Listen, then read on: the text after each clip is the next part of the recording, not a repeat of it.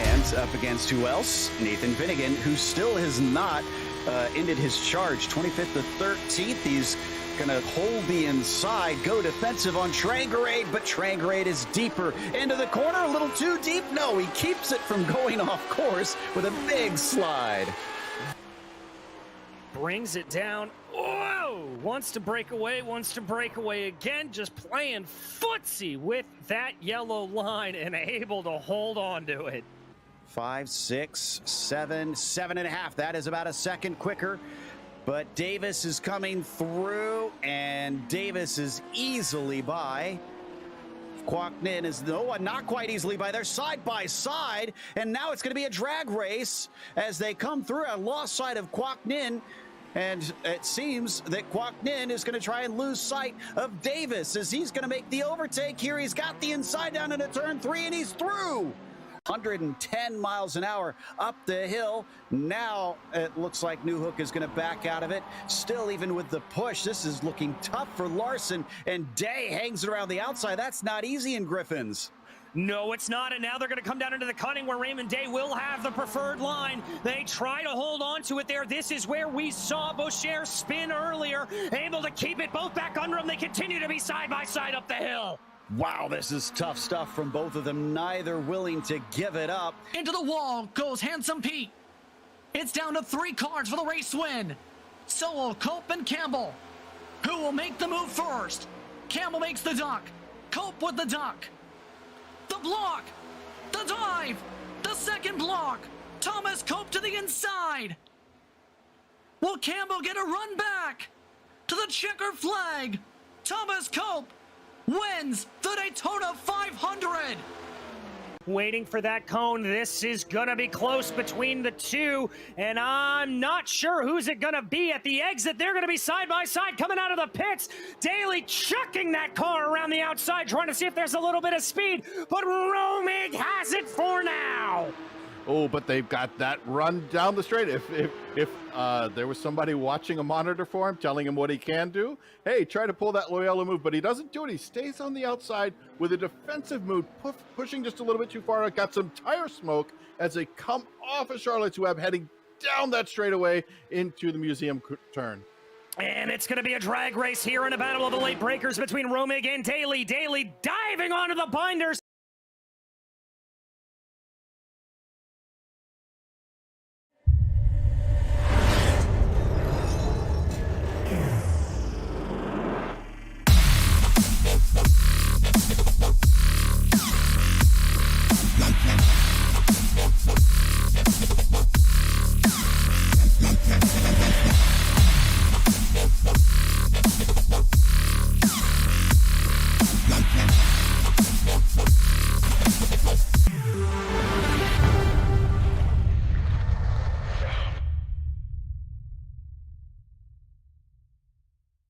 Hey there, I'm Nicholas Dubois, co-founder of Advanced SimRacing. We are a Canadian company. So what we did here today is for a real petrol head. He's really passionate about cars, as you can see behind me. We did a turnkey solution for him based on his needs. We try to gather as much information as we can on our client. And like we did today, we install a D-box system. We install ultra-wide cube control steering wheel. We try to provide the best quality for your budget. So let's say if you want a budget of 10 grand, we're gonna give you something that's the best for 10 grand. If you want 20 grand, then we always try to stay within your boundaries. We do try to make it as easy as possible. So the client, once we install everything, it's pretty much gonna be a turnkey. So he's gonna press start on his computer, and right after, we'll try to explain everything, how it goes, how it works, and then he's ready to go. Our aluminum is from USA, treated in Canada, cut in Canada. So we do sand all our aluminum piece just to make sure the powder coat sticks to it.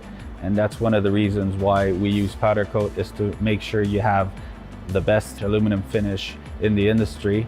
And our quality is beyond what you can get with any other competitors right now.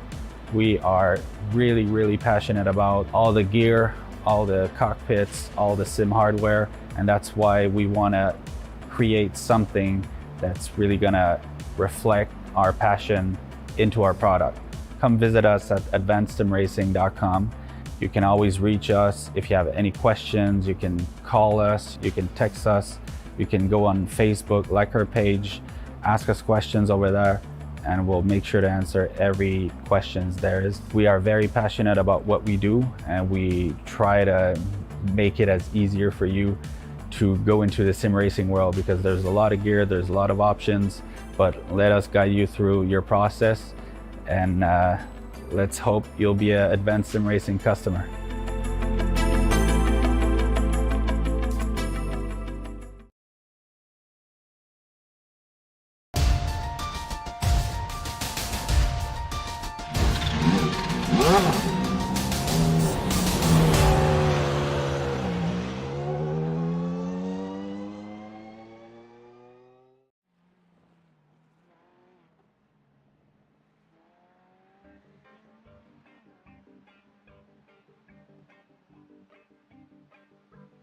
Channel. As always with the series, we are getting ready for not just one, but two exciting races here. But what makes it even better today is the two tracks we are at. We will be starting here at the Circuit de Spa-Francorchamps and then running our second race at Mount Panorama. Hello everyone, I'm Samuel Ryman, and alongside me in the booth is Chaz Draycott. Behind the scenes is our director Zach Johnson, and he's using camera sets provided by Dougie Beard. So kicking off tonight's doubleheader is the Circuit de Spa-Francorchamps here in Belgium. Personally, this is one of my favourite racetracks in the world, and you needn't go any further than our GSRC track guide to see why.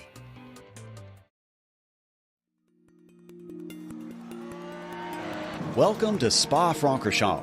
Less than an hour's drive east from the German border, this Belgian track has come to define racing for many different eras in the sport.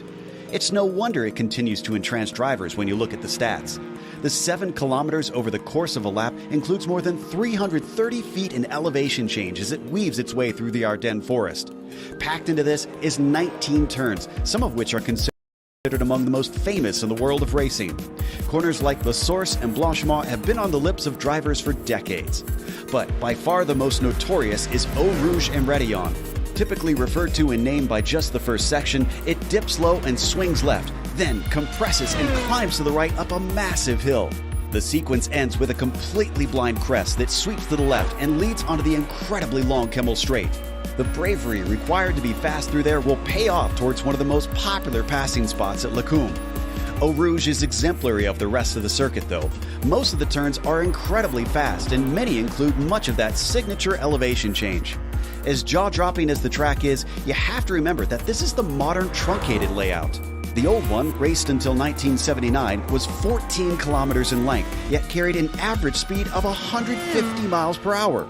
Present-day safety measures do cut down on the danger, but even in recent history, the circuit has proven deadly. It's clear why this track continues to be revered and respected by racers the world round.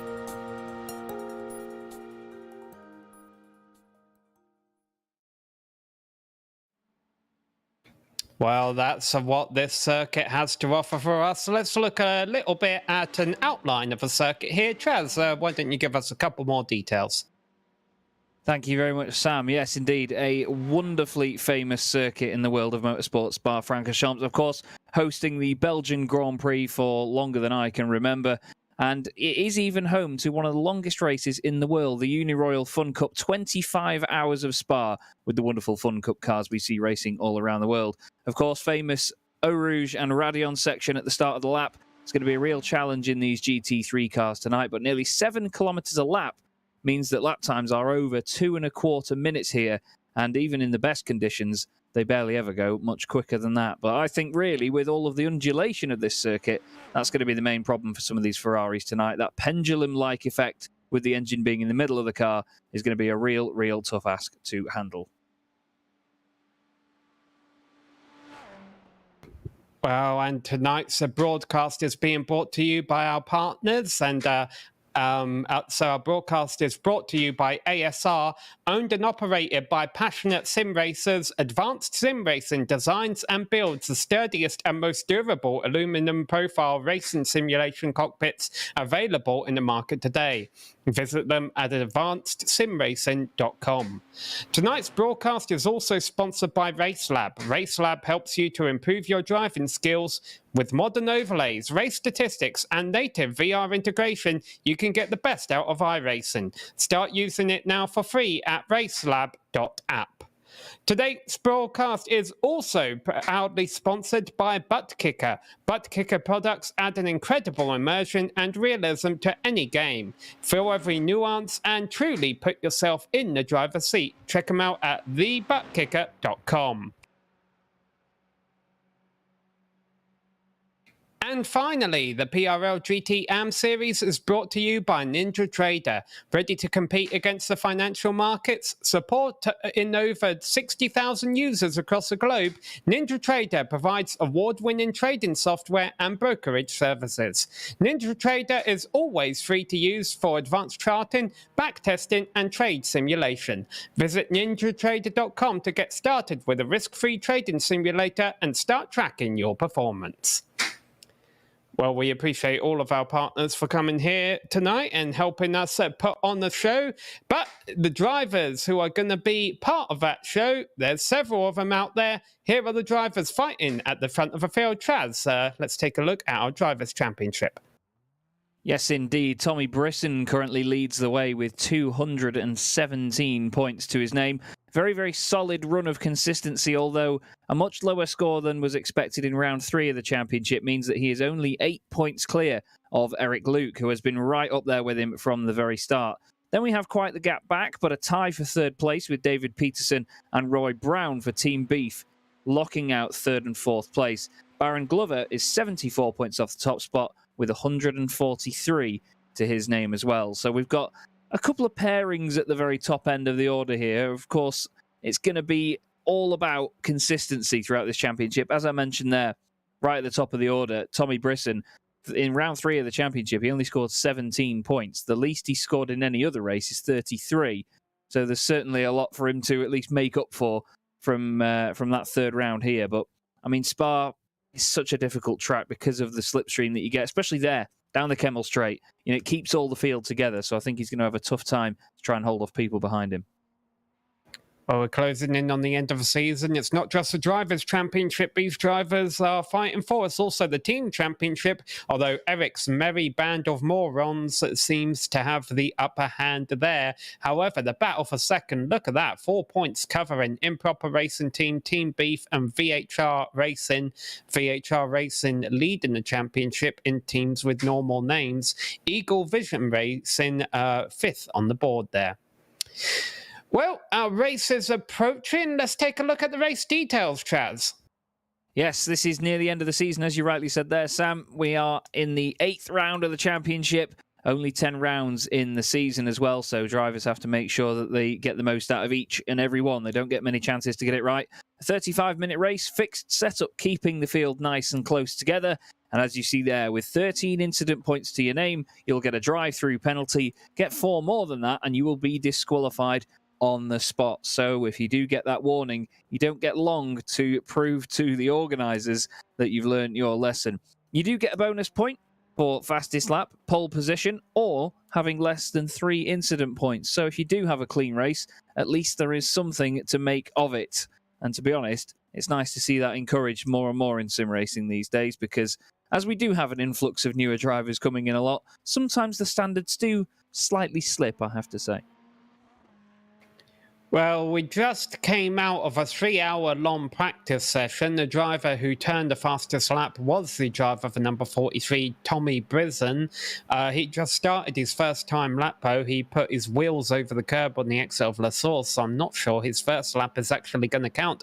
And really, Traz, you can't afford to do that too much in this qualifying session. I know the drivers do have 4 laps, but they only have 10 minutes. You're not going to complete 4 laps with this car at this track in 10 minutes. And if worst case scenario, you get into a wreck or, you know, something where you've got to tow your car back to the pits halfway through your qualifying run, you may struggle to get a time down at all. Yeah, definitely. I mean, like we said before, you know, over 2.25 minutes per lap here. If you do have to tow back, you're lucky enough that in qualifying it's instant. You know, you don't have to wait 2 or 3 minutes like you would do in a race situation. But yeah, it certainly pretty much throws your qualifying session out of the window if you do have a spin or damage the car in a way that is certainly going to affect your lap times from that point onwards. We continue to look at Tommy Brisson here, though, coming to the end of the lap. Looks very tidy so far, I have to say. Using plenty of the road here and there. Back up towards the massive long run down towards Blanchimont. You always see a lot of drivers using very differing lines through there. Some of them like to hug the right-hand side, especially here as it swings back to the left. Some of them really stick it to the inside for as long as they can, but it never seems that there's one proven faster line through there. I think it depends on how the race and the circuit develops, doesn't it? Yeah, obviously with GT cars like this, especially in race conditions, they might have to do some lifting, whereas Formula 1 cars can do it flat out. Again, running wide over the XL for curb there. I don't think this lap is going to count. Oh, it did count. Okay. So Tommy absolutely pushing the boundaries then. He knows where the 1X comes to effect. 217.4 currently has him at the top of our boards. And already, though, he's been pushed down by just a couple of hundredths of a second, though, by Rafael Bofill. But we'll see if the lap times continue to click down. The fastest lap in practice was a 216.8. But, of course, in practice, they have a benefit of being able to slipstream each other. And Rafael as well did that lap time with no purple sectors over the course of the lap. Tommy Brisson was fastest in sectors 3, 4 and 5. Paul Wildridge got the purple sector in sector 1 and Eric Luke got it in sector 2 as well. So Rafael Bofill just proving that he was consistent across all 5 sectors of this circuit here at Spa, but not the fastest in any of them. But certainly looks like a very, very close showing so far. I mean, we have currently the top 10 separated by just over a second at the moment. Still 4 cars haven't got a time on the board. Charles Sumner, who I believe may just pop up a time now. No, that lap hasn't counted for him. He just comes into La Source. Hard onto the brakes he goes. I believe this is... Actually, sorry, I was going to say this is Blake Ziti further around a lap, but it is certainly not. As he makes his way through. Glenn Vanko.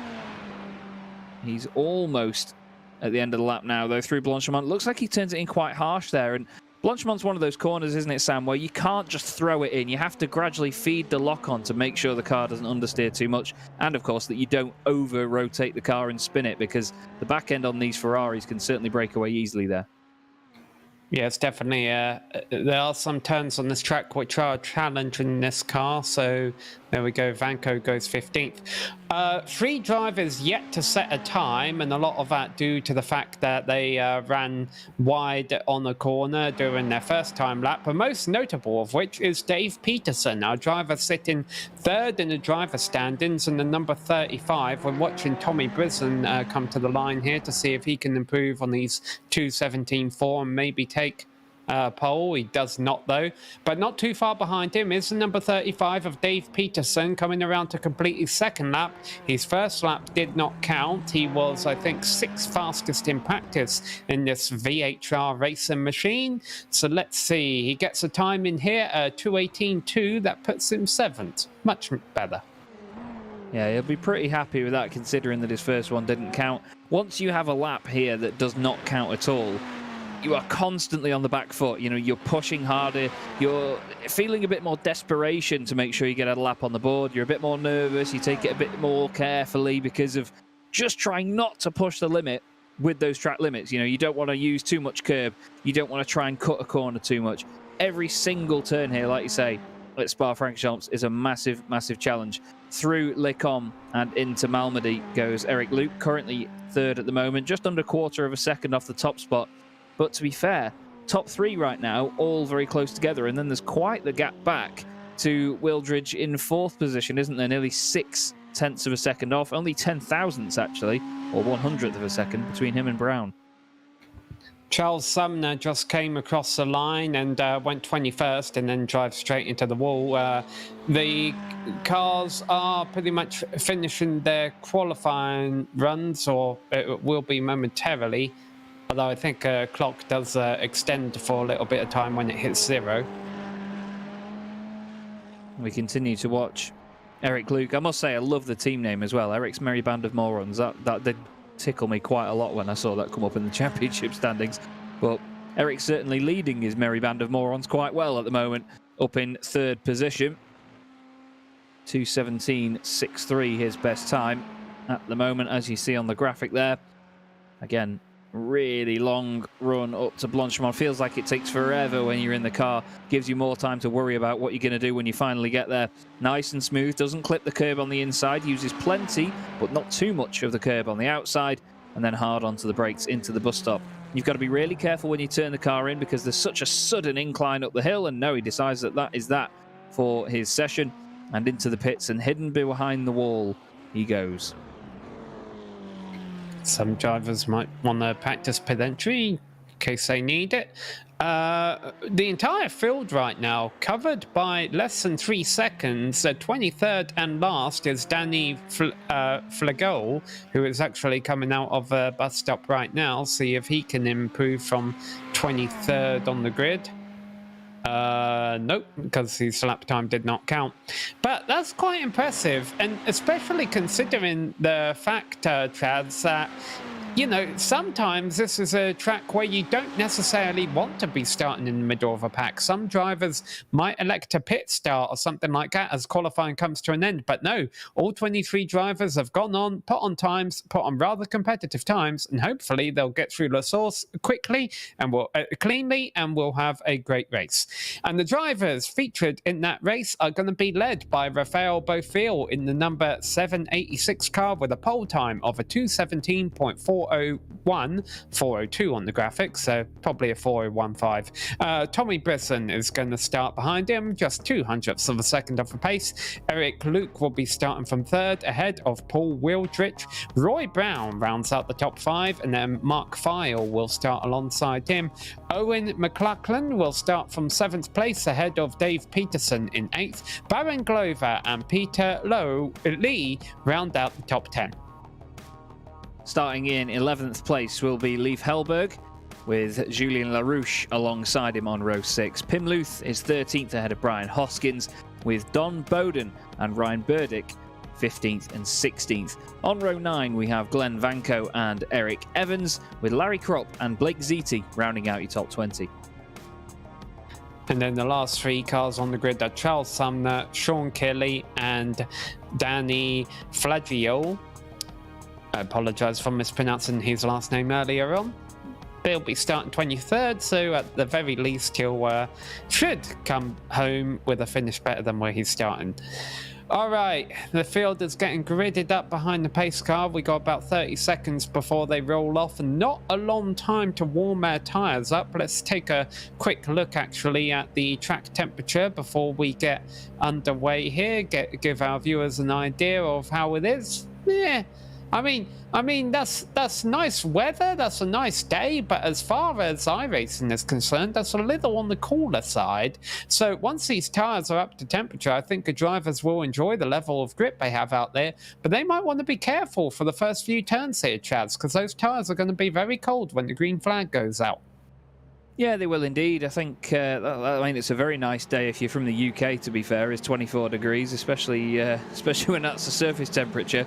But you're right. I mean, this circuit has what I call a bit of the Watkins-Glen factor, where every driver that starts a lap, especially from a rolling start as well, is it's the fact that at some point over the start of the lap, there's a couple of corners that usually provoke an accident, and we're thinking Arouge, Radion, much like the S's up the hill at Watkins Glen. I always call it the Watkins factor, and to be honest, I think some of these drivers are going to be very cautious about that, or at least I hope they would be. Oh, here we go. They're already working through the bus stop. Some drivers going a bit single file a little bit to make sure they get through there cleanly, but the green flag is out. Here we go. We are racing at the Circuit de Spa-Francorchamps. Rafael Bofill has already pulled away. The top 4, 5, 6 all getting single file. Everyone behaving themselves at the front of the field as they go through La Source. And going wide there is Brazon. Now, of course, so the moves are going to start when they come out of the Eau Rouge Raidalon complex at the bottom of the hill here. Now, going to be drivers getting slipstreams, pulling the toe on each other and trying to make a pass down the Kemmel Straight and into Les Combes. Are we going to see a change for the lead? Tommy Brisson is going to get one hell of a slipstream down the Kemmel Straight. Nice and tidy from this top 2 as well. They've broken away. Nobody else has gone off the road. There's only been ever one car up, one car down in the background, but still, Rafael Bofill holds on to the lead. He's got the very, very bright yellow and green machine of Tommy Brisson pressuring him, though. He's going to be filling his mirrors with that fluorescent colour scheme he's got. Eric Luke held on to 3rd. To be fair, every driver inside the top 10 except for Peter Lee held on to their position. Peter's dropped down to 12th at the moment, but everybody filtering through nice and cleanly in this first half a lap. I think they know that because this isn't your usual sort of 15 to 20 minute sprint race. Oh, as Peter Lee's gone off, actually. Peter Lee's dropping down the order a bit further down. He's lost a number of places, whether that be a slowdown or something. Doesn't look like the car's damaged. But I was going to say, with it being not really a 15 or 20 minute sprint race, it's a bit longer than that, may require a pit stop. They know that they've got to give it that sort of endurance factor of being careful, as there's a big check up there through Pouan. Yeah, Peter Lee's going in the wrong direction. Looked like he just had a big understeer moment at the bottom of Rivage, and that kind of caused him to go through the back of the field. Talking about slowdown penalties, the only driver I've seen a victim of that down the Kemmel Straight was Blake ZT, but he started 20th, so he only lost 3 positions anyway, and now just has his work all cut out in front of him. Right, here they come up to the Blanchimont section. Of course, that's not exactly a passing zone, but this is the bus stop, so let's see if Tommy elects to try and make a pass. He definitely sticks his nose out down the inside, but Rafael, very late on the brakes, is able to keep him covered for another couple of turns. They work their way around the bus stop and complete lap 1. Of course, we're probably looking at a 16-17 lap race here with how long this circuit is. Yeah, definitely. I'd say you're about right there with that, because including a pit stop as well, they may just about get that many in. Now, watch Eric Luke here. He's going to be within the slipstream of these guys. He's 3/4 of a second behind. And Tommy Brisson is only 0.4 of a second behind Rafael Bofill. So it's getting closer and closer, although, to be fair, Eric does lose a bit of ground as he goes through Eau Rouge and Raidillon.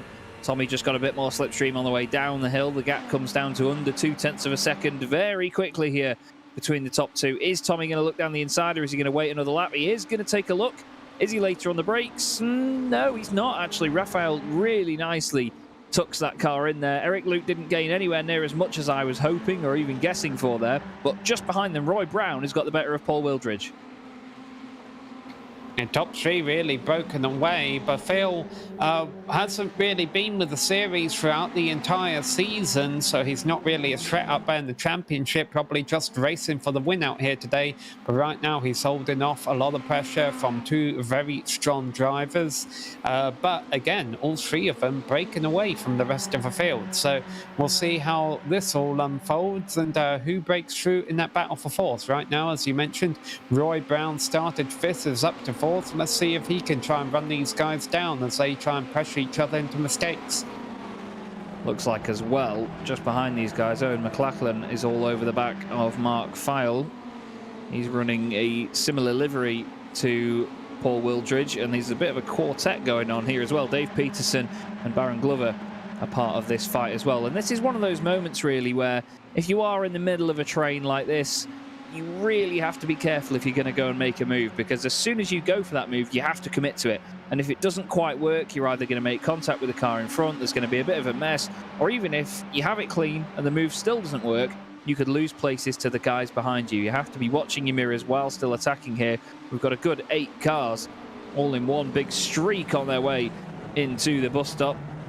Nice and tidy though from all of them so far. Again, just looks like they're keeping their wits about them in these early stages, knowing there's still a while to go in this race yet. And there you see a new fastest lap from Eric Luke. He's in 3rd position at the moment at 2:17.5 for him, as Peter Lee we did get it pointed out to us that he has a black flag and he is into the pits to serve any sort of penalty he may receive right now. Well, that's unfortunate there for Peter Lee, considering that this is kind of a short race. Meanwhile, I'm watching the drivers up front. Bafil just ran over the exit of Radulon a little bit. I was wanting to make sure he doesn't get a slowdown penalty for that. Looks like he got away with it. The top 3 remain single file for now. So Brisbane is being a little bit on the safe side. Again, these 3 have about a 3-second lead over the rest of the field. Work their way down into Ravage, continue to run single file. So right now it's Bafil, Brizan, Luke, Brown and Wildridge, your top 5. And even further down the order with Brian Hoskins a little bit further back off Pim Luth. He's got a couple of drivers for company. Ryan Burdick, Julian LaRouche and Dan Bowden, even Eric Evans as well. The big train going on between some of these guys here. The field has certainly broken into little packs, as you'd expect on a circuit where slipstream is very important. As soon as one driver breaks away, the guys that are sort of just slightly tucked in behind them can get affected by it as well. And these little quartets... Oh, we got trouble in Pujon. Glenn Vanko and Charles Sumner have had to come in together in 18th and 19th. They've both spun off on the inside there. The racing line kind of goes out a bit wide, so the rest of the field able to get around it okay. But, boy, that's put a damp on their days. There's certainly going to be some beef there after the race, I imagine. Especially in the case of Glenn Vanko, who we see here. Do love the livery, by the way. But, yeah, it's one of those corners. I mean, a lot of the time you see a car just lose the back end on the way in. As soon as they unload the car from the brakes, just get that little bit of bite from the front end. They can over-rotate a car going down the hill there because the grip comes away from you very, very quickly. Here's a quick replay to see what happened. As, whoa, Glenn's had a moment there anyway. That would have heated up the rear tyres. And then Charles Sumner would have gotten into him if he'd have lost it in front of him. There he goes. Yep, out of shape. Car wiggles. He gets on the brakes and Sumner just absolutely drills him. But to be fair, there wasn't going to be many places Sumner could go safely there, in all honesty. And they were both very lucky not to get clipped by somebody else. Up front, the top 3 come down the Kemmel Straight again, nose to tail. They're getting closer each lap. A time left is getting lower each lap. And let's see, Tommy pokes his nose to the outside, gets alongside and is later on the brakes. Do we have a lead change here? Yes, we do. Lovely stuff by Tommy Brisson. And now watch Eric Luke as well. He wants to join the party and take advantage of this. But the thing is, if he keeps fighting and Raphael Beaufil defends this too hard as well, Brisson's going to be able to get away. Eric Luke backs out of it, though, as they go back down the hill into Bruchet. Now, that's helped Tommy a little bit. He may only have half a second, but it's a gap bigger than he would have expected straight off the bat here. They run wide through Jackie Ick's corner. Used to be called No Name, but very aptly named Jackie Ick's corner after the legend that is. But that was great stuff by Brisson. And the thing is, into Les Combes like that, it's not easy to get that right because you're trying to brake so late. And when you've got the slipstream as well, it makes it even harder because you've got a massive overspeed compared to what the car can normally do. Raphael Beaufil just pushing it in a little bit hard there through the campus chicane. And to be fair, Eric Luke, he knows that there's... Well, he smelt blood in the water now. He knows that there's an opportunity here to rattle Raphael. And he is going to quite literally both fill his boots.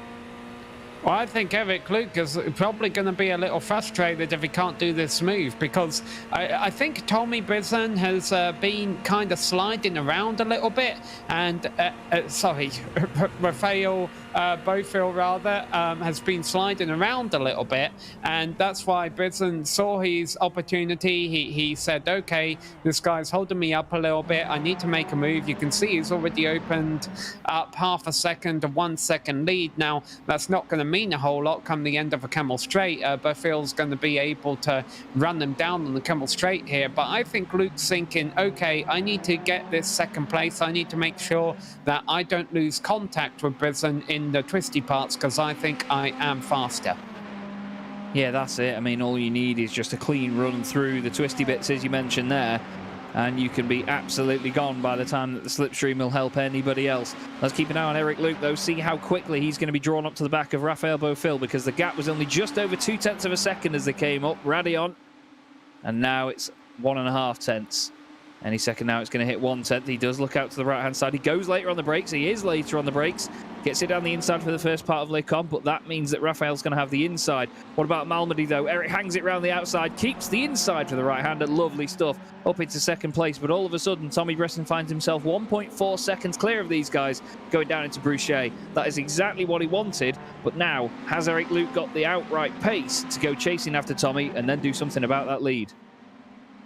Yeah, I think it's in Phil's best interest, honestly, to kind of just follow Luke around here, because if he attempts to put up a challenge for second place, Brizone is just going to pull away from them both.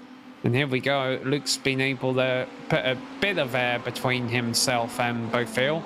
And let's see how they get through. Fagnes and Stavelo and Blanchemont and the bus stop, and then La Source. And of course, when they make out La Source and down the long straight, then we'll get an idea of whether it's game over and Brizon has pulled out enough of a lead, or if Luke is still in his slipstream. Remember, there's still some strategy that could be come into play in the long run, but I have a feeling if you let that 43 break the draft, it is going to be much harder to beat him. Yes, indeed. The gap has come down by 1.5 tenths over the latter section of the circuit. So Eric Luke definitely doing something right. Whether he's had any real sort of raft assistance is yet to be looked at, but still, it's been a very, very tidy race from this top three so far. We've got a gap a bit further back here to these guys. Mark File has got Owen McLachlan, Dave Peterson, Baron Glover, and Leif Hellberg all on his tail right now. It's very literally a Ferrari train. It's one massive long Ferrari, to be honest. Right now, Mark File is trying to do his best to hold on, but the number 90 machine of Owen McLachlan is in second place. He's going to get some good tow down the hill towards Eau Rouge, but you don't want to start making the move here, really, do you, Sam? You want to wait until they get all the way up the hill at Radion, then pop out, and then use it as an advantage down to Lecom. And Brizone is all on his own up front, so the battle may be for second for best of the rest. But of course, we're watching this much tighter battle for 6 on back. They stay single file this time around. Already, we're approaching the halfway point of a race very quickly here. And it's been a very clean race so far. We've seen a couple of minor incidents, and most of which have been towards the tail end of the field, but there's still a lot up for grabs towards the front of the field. And remember, not everyone's fighting for the driver championship, but everyone still has their own agenda. They want a top 5 finish, a top 10 finish, and you know, as it's coming down to crunch time in the championship season, a lot of these drivers want to make sure they're on the good side when this thing comes to an end in about 20 minutes time. Yeah, that's it. Like you say there, every driver has their own goals, their own achievements that they want to chase, even if they're not in the Drivers' Championship and right up there winning races all of the time. They just get on with the job, and they just make sure that if there is any points to be grabbed, or even just a one-off result, you know, if they come into a season, they know they're not going to be winning races, they're just going to go, right, it's time for me to just get maybe a top 10 or a top 5, you know, you set a goal for the season and then see what you can do from there. A lot of the time, I mean, there's a reason I'm a commentator. Whenever I do drive, I always think I'd like to just finish ahead of where I started. And to be honest, if you can do that in a race and keep the race pace nice and consistent, and potentially even make a few overtakes. I mean, I always wonder about my capabilities when, if I only ever gain places, it's when people have fallen off, but you never know. But drivers have those individual goals, as you rightly mentioned there, Sam, and I mean, these guys in this train right now, probably just playing it a bit safe, thinking about said goals, just keeping points on the board, and the team's championship is up for grabs as well. Let's not forget there's a car with a slowdown penalty. That's Pim loose. Background. Yeah, Pim pulling over to the left-hand side there. Made it very obvious, didn't he, that he had a slowdown penalty there. Yeah, that was bizarre. I almost wonder if he had too much wheel spin coming out of a bus stop, and that's what did it for him. Yeah, he did. So he just had a bit of a moment exit in the bus stop, and that cost him a bit of momentum. Yeah, and that's all it can take around Spa. With the high-speed nature of 90% of this circuit, you have to keep the speed up. You have to carry momentum. There's not many circuits in the world that are as important as this one when it comes to momentum, or as sort of reliant on momentum, but this is a fantastic fight here between Eric Luke and Rafael Bofill, the two of them second and third, only separated by 0.3 of a second right now down Bruchet into Jacques' corner. All the time, though, Tommy Brisson is getting away. 1.95 seconds a moment ago. The battle's still on for 6th place. They've just gone through the top of the shot. Mark File, Owen McLachlan, and Dave Peterson, the three closest in this, at the front of this 5-car train. They are glued together right now, and you've got to think Mark File is surely feeling some sort of pressure at this point. You've also got to wonder if cars at the back are just conserving their equipment to challenge a little bit later. We are down to 22 cars. Blake CT has officially retired from the race as File and McLachlan really went deep into Fanny's there, and that causes the rest of this pack to catch up. But I'll tell you what, as close as these guys are racing, they're all being patient with one another, all staying single file, but you know that's not going to last forever. No, that's it. All it'll take is for somebody to give it a send up the inside, and it could really rattle the pack, to be honest with you. Whether that be causing an incident or just killing a bit of the momentum for the whole group, it can certainly change a race as soon as someone decides to take a dive. But right now, awesome formation flying from these four: Mark File, Owen McLachlan, Dave Peterson and Baron Glover. And then just behind, let's not forget, Leif Hellberg as well. Pim Luth is actually coming to the pit lane in the background as well. I'm wondering whether he got more of a penalty than we originally thought there. Or perhaps this is the first of the scheduled pit stops. Yeah, good point. Good point. Probably could be. We'll have to wait. Let's see. Yeah, when it comes to stop, obviously tyres would be a very stupid idea here. This is probably just a splash of fuel and head down on back out to the circuit. Yep, yeah, and he's already rolling. Yeah, 12.5 seconds he was stationary for, so that is definitely just a splash. Quite a hefty splash of fuel, I must add. But oh, challenge for 7th. Dave Peterson tried to get by Owen, but he didn't. Yeah, just had a little look on the way into Le Combe, but that's the thing, you need to try and unsettle your opponent into there, fill the mirrors, make a move, and then hope that they miss their braking point, because it's such an important braking point on this circuit. I mean, Le Combe itself is still quite a high-speed right-left section before Malmedy. You can easily lose the back end there if you have to over-adjust, or even if you have to straight-line that chicane. It can be a real nightmare. It's a very bumpy, uneven surface there as well. There's tarmac sections of it, and even a bit of a rise in the middle where the grass section sort of turns into a bit of a, well, making a mountain out of a molehill, essentially. But he managed to keep it tidy this time round.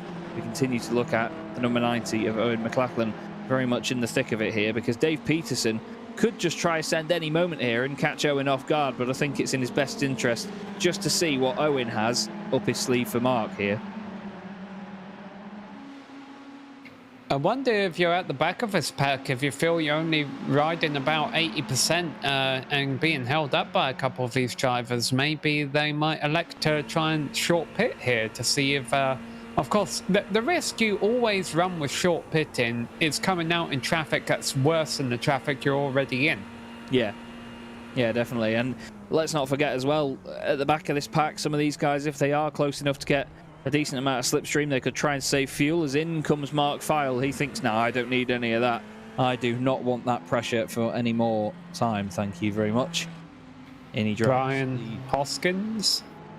Yes, yeah, Brian Hoskins in as well. And so too Eric Evans, Julien LaRouche, also making their way into the pits. That's cars 9 and 32. Larry Krupp has continued on in the 001 car. But here, right near the front, Eric Luke has managed to open up a tiny bit of a gap over Rafael Bofill, only 0.4 of a second, which is going to very quickly disappear down the Kemmel Straight, but seemed like he had a pretty decent first couple of corners there to stretch that gap a little bit. And in all honesty, that negates any difference Rafael can make. And look at this, Owen McLachlan now having a go at Paul Wildridge. Apologies, sorry, it's Peterson on McLachlan. Apologies, they swapped round on my time in there. As all down the inside, that was Baron Glover, was it not? Baron's made contact, sideways he goes and around he goes in the middle of the circuit at Le Combe. That's a scary place to be. Yeah, he had the big gap behind him. That's not what you want to do to the rear window. Ryan Burdick goes by, and probably a lot more cars are going to go by now. He's spent the rear wing up like that. Yeah, Don Bowden was the last car to go past him, but yeah, certainly you can't question his commitment to get out of the way. He was trying to be as safe as possible, but yeah, that's not quite in budget for the team, is it? Let's face it. Back down the hill through Pouan goes Roy Brown and Paul Wildridge. These two broke away from that earlier train that they were stuck in, but Roy just about holding on at the moment. I imagine these two will probably pit at the same time as well. I think maybe Paul's just going to react to whatever Roy's doing, stick behind him, and then give it a big old send near the end of the race. We've seen it before, and I'm sure it won't be the last time that we've seen it. So Mark File had a short enough pit stop and he's came out without too much traffic, but he's probably hoping that those cars in front of him pit this lap, because if they don't, he is going to have to find a way by them. That's Danny Flagioli in front of him, and he's battling the car in front of him too. That's Sean Keeley. They've actually switched positions this lap already, so a little bit of a battle going on there. And to be honest, I think that little battle that went on behind File earlier on when Peterson and McLachlan had a go at each other, Hellberg also has come into the pits. That may have shaken up a bit of their lap times, but in comes the race leader, Tommy Brisson, Raphael Beaufil in there as well. Eric Luke has continued to circulate without coming into the pits. That could be an interesting move. We've got 7 cars already in the pits right now. 12.8 seconds stationary for Tommy Brisson, 12.85 for Raphael Beaufil. Literally 0.05 of a second difference between their pit stops. Let's look at that now. Oh, Tommy's come out here with not Roy Brown, that's Baron Glover right in front of him.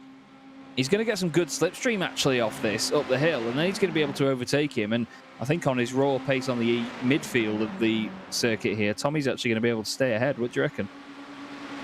Yeah, it's going to be interesting between them, and as soon as they go through Lecombs, we'll keep our eye on Leif Hilberg versus Mark File. Those two are nose to tail as well. And here goes our first drag race into Lecombs. And the yellow and green cars out front. So let's go back to Hilberg and File. Hilberg holds on ahead there, so Mark File is behind the number 52 machine. Still got 5 cars yet to pit. Eric Luke, Paul Wildridge, Dave Peterson, Owen McLachlan and Baron Glover.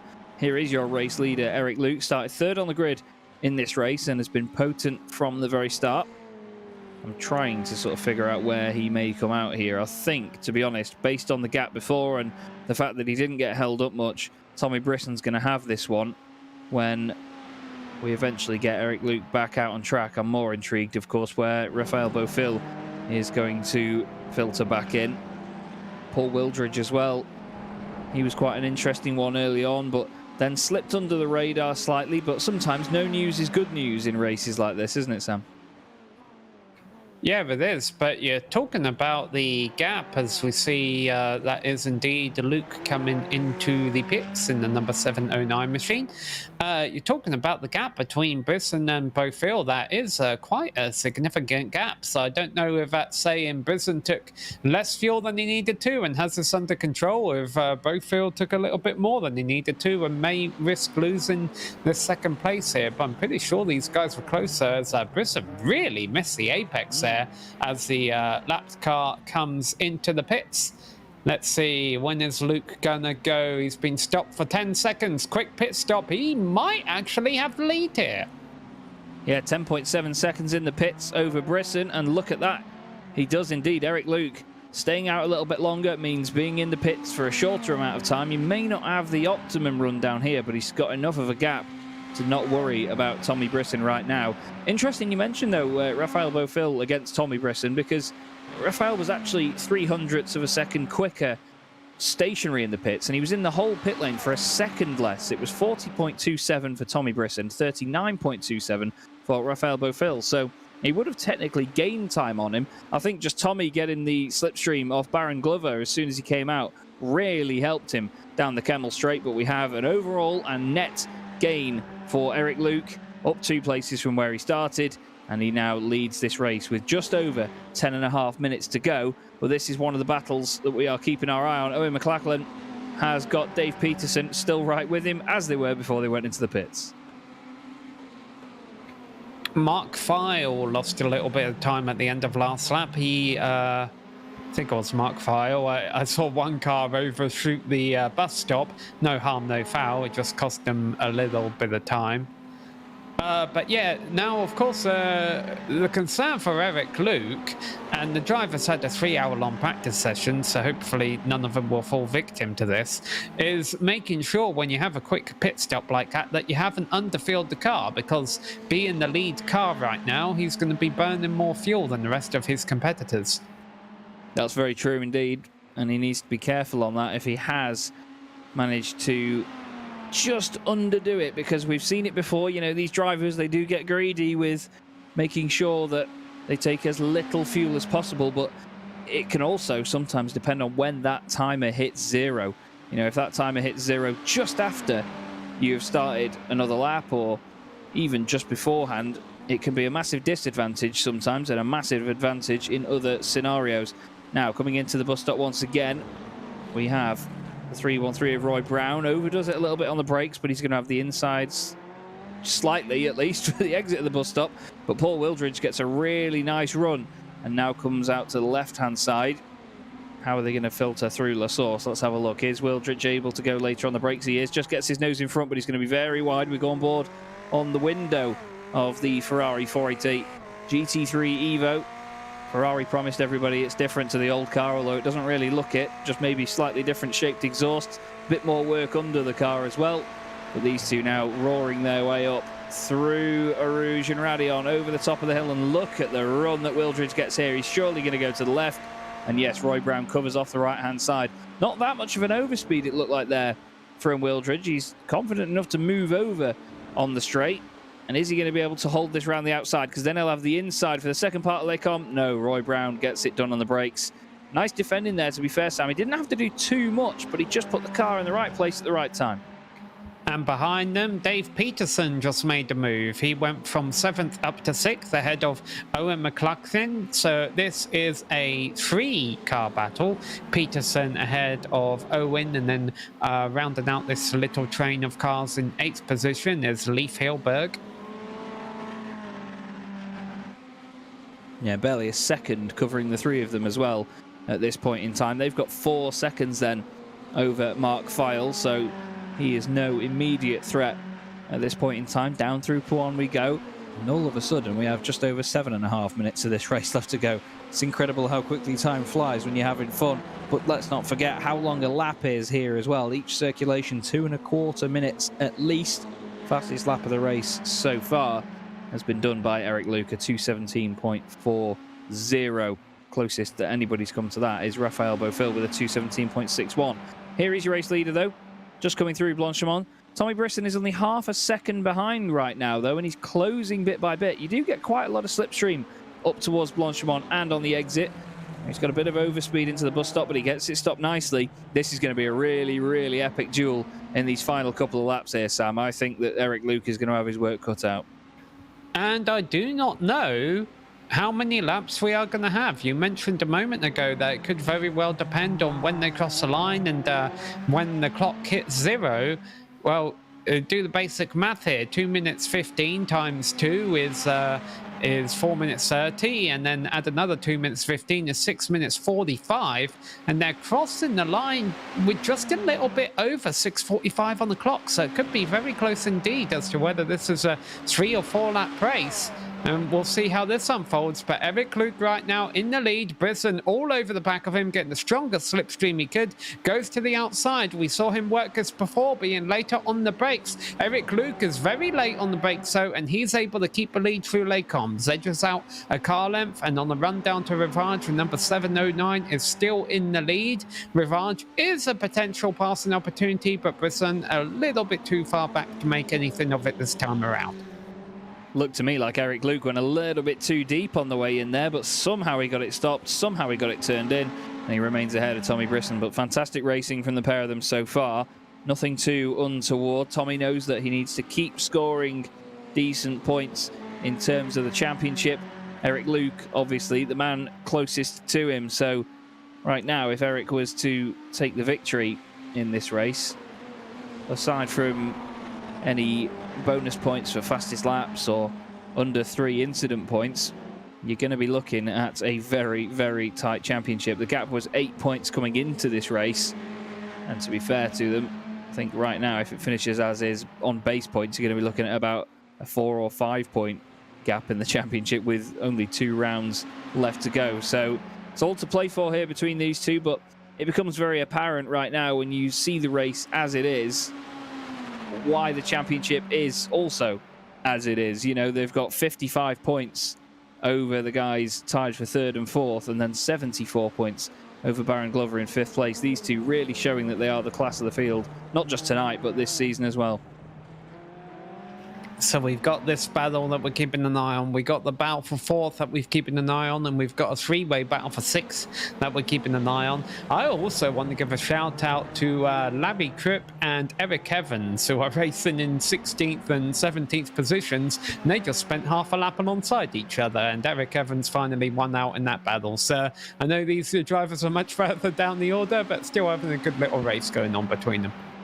Yeah, and that's the thing. I mean, a lot of the time, these drivers, no matter where they are in the field, they will have a fantastic fight. I've raced in series before that are, you know, 60 to...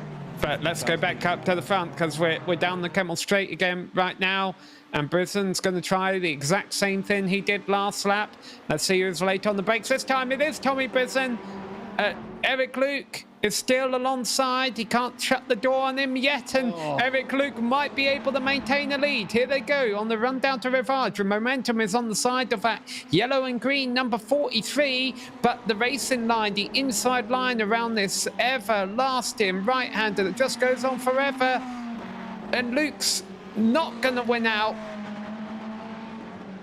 That was very, very close indeed. Tommy Brisson, as they went through the second part of Les Combes, just clipped the curb a little bit too hard, and it dragged the car to the inside, killed his momentum, but somehow he held his nerve around the outside at Malmedy. Great respect between the two of them, giving plenty of room. And like you say, Rivage down the bottom of the hill, that was a very, very scary place to go side by side. It feels like you're around there forever. The car wants to understeer so much and just slide down the hill. But great stuff by Tommy Brisson, fantastic determination. And Eric Luke, you have to say, that was really respectful stuff there. He gave room where he needed to, and he didn't get his elbows out in that situation there. All right, so obviously watching these two cars, keeping an eye on the battles behind them, but also keep an eye on the clock as they come to the start-finisher line this time. And if it's under about 2 minutes 18 or not, will determine whether we're on our final lap. I think we're about to get the 2 to go, but... yeah, I reckon it'll be 2 to go this time, Sam. I think they're going to hit this with about 2 minutes 19 left, I'd say. Oh, that's going to be really I don't know. I think, yeah, that's a white flag. Look at this on the right-hand side of the screen there.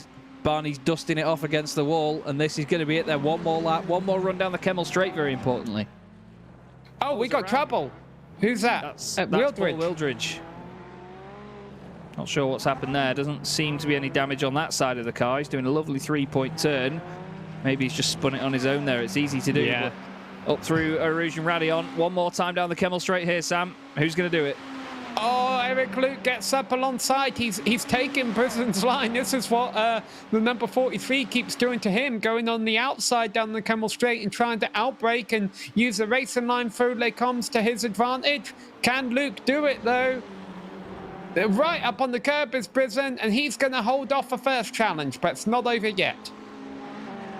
Yeah, that was nice stuff by Brisson there. Again, gave the room around Les Combes, but Eric not able to do it. He looks down the inside. It's looking desperate from Eric Luke. He thinks, right, that's one of the main overtaking opportunities.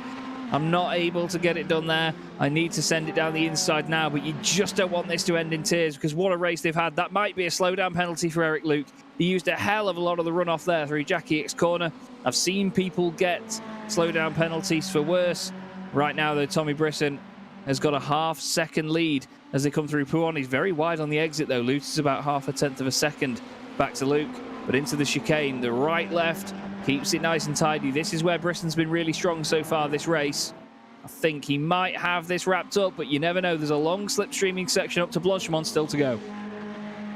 Yeah, this is really the best passing opportunity left. It's a braking zone for the bus stop. What kind of run can Luke get? Not a very good run. He'll pick up an incident point for that, but hopefully not a slowdown penalty. He'll be able to continue on, give us a nice little fight as the checkered flag will be up in the air as they come out of a bus stop this time by. Luke is too far back. I don't think he's going to get the run. He's really going to have to send it, do something absolutely aggressive on pit zone to pull this off. And he closes on the braking zone, but without taking him out, it was nothing was ever on there. Tommy Brisson is going to win a nice little duel between himself and Eric Luke, who finishes second. Rafael Bofill rounds out the top three. What battles do we still have?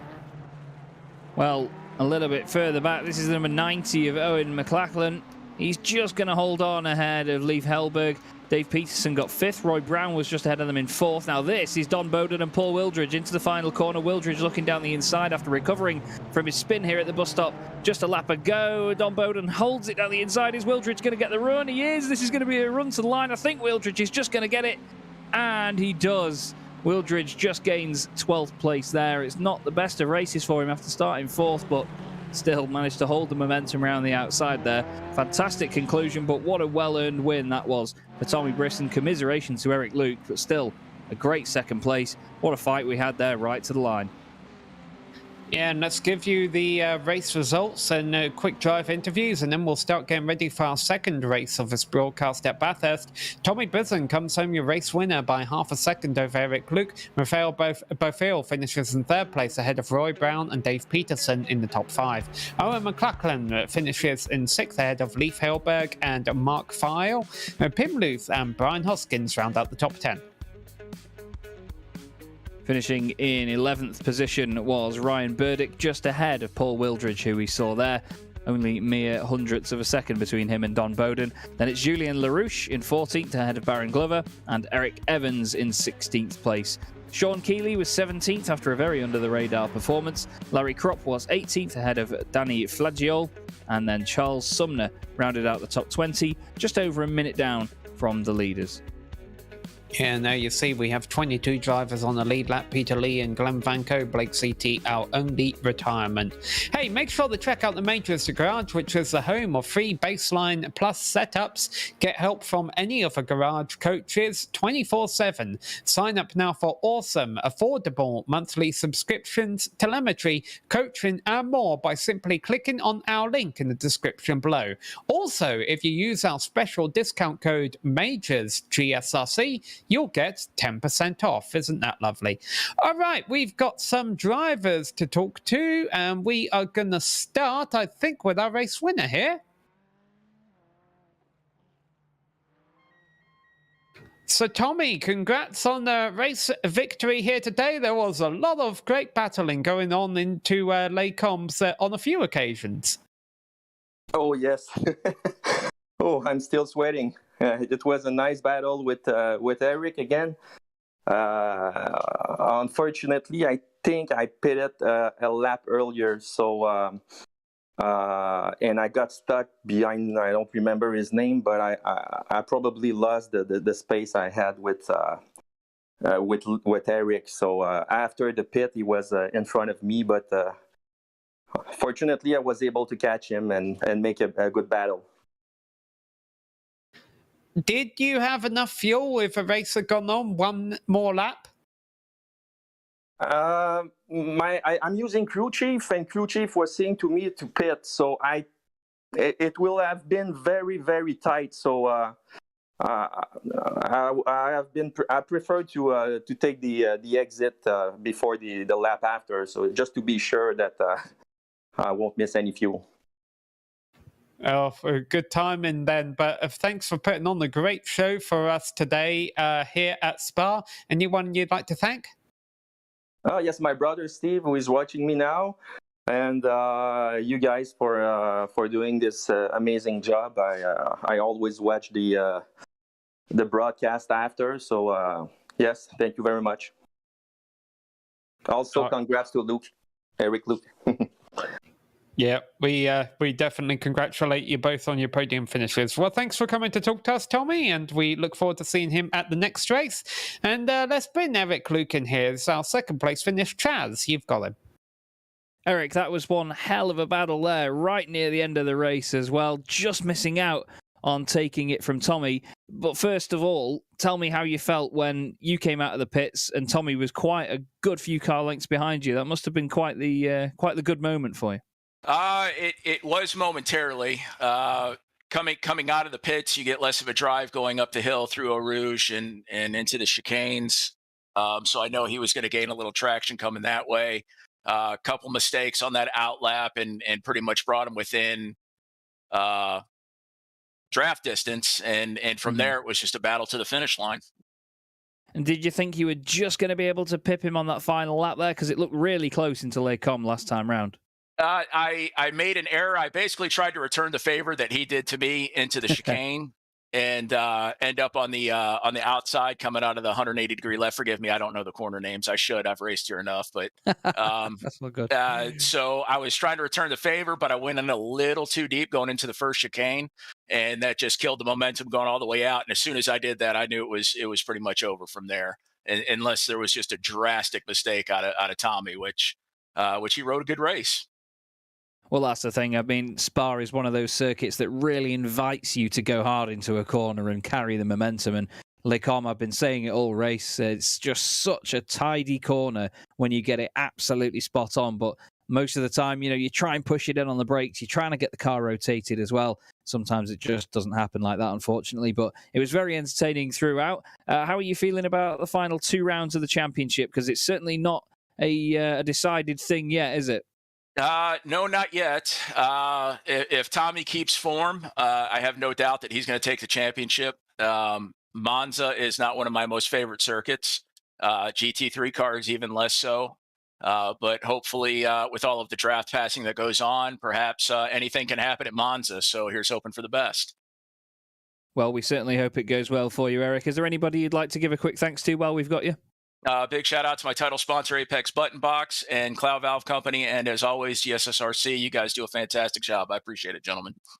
Thanks very much, Eric. Thank you very much, mate. We will see you again very, very soon. Cheers. Take care. All right, well, that will wrap up race 1, but it will not wrap up our broadcast. We are going to take a quick break, but we will be back right here in Mount Panorama in Australia. See how we did that? It's magic. We'll come back for more magic here on GSRC.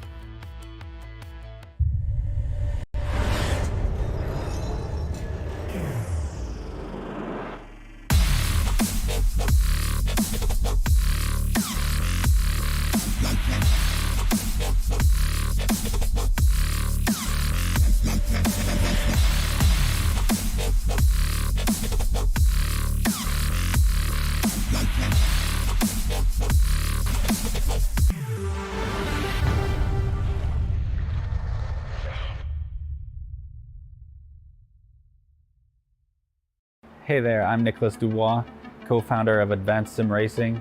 We are a Canadian company.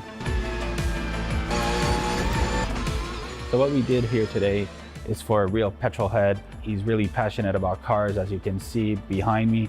We did a turnkey solution for him based on his needs. We try to gather as much information as we can on our client. And like we did today, we install a D-Box system. We install ultra-wide cube control steering wheel. We try to provide the best quality for your budget. So let's say if you want a budget of 10 grand, we're gonna give you something that's the best for 10 grand. If you want 20 grand, then we always try to stay within your boundaries. We do try to make it as easy as possible.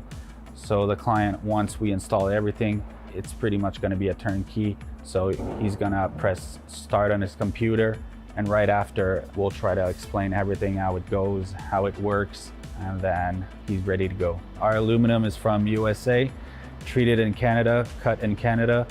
So we do sand all our aluminum piece just to make sure the powder coat sticks to it. And that's one of the reasons why we use powder coat, is to make sure you have the best aluminum finish in the industry. And our quality is beyond what you can get with any other competitors right now. We are really, really passionate about all the gear, all the cockpits, all the sim hardware, and that's why we want to create something that's really going to reflect our passion into our product.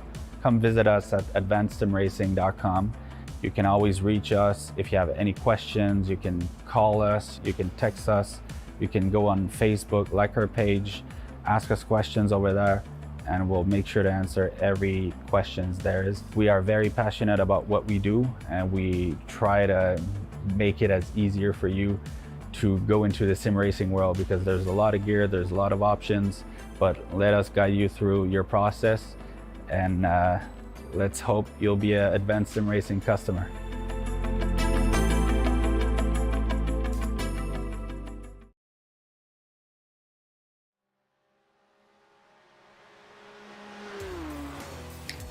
Hello everyone and welcome back to GSRC's live coverage of the PRL GT Amateur Series.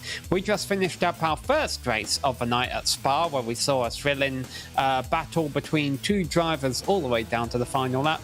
But now the series heads with different drivers in a variety of GT3 cars. We're heading down to another large and fun circuit. It's Mount Panorama. Let's check it out with our GSRC track guide.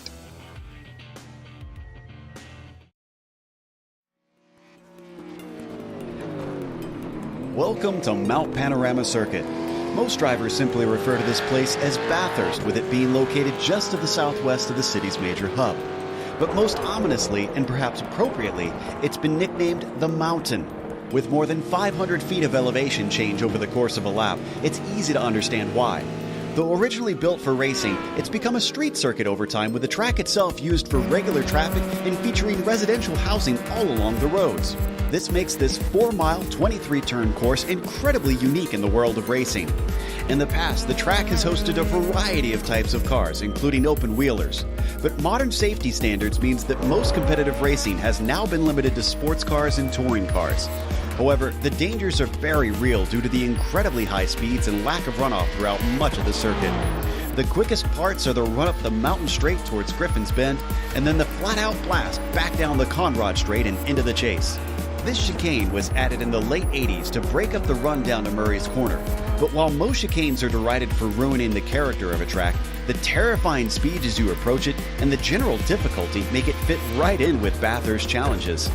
However, the toughest portions are undoubtedly along the mountain itself, with notorious corners like the Cutting, Brock's Skyline, the Dipper, and Forest's Elbow. In fact, one of the more unique worries of this course is that all of these parts are so narrow that track blockages due to wrecks are not uncommon in the first few laps. The Australian fans often line the fences and hillsides to witness the daredevil spectacle of drivers trying to claim King of the Mountain. You can't blame them with how rare of a sight a track like Bathurst is today.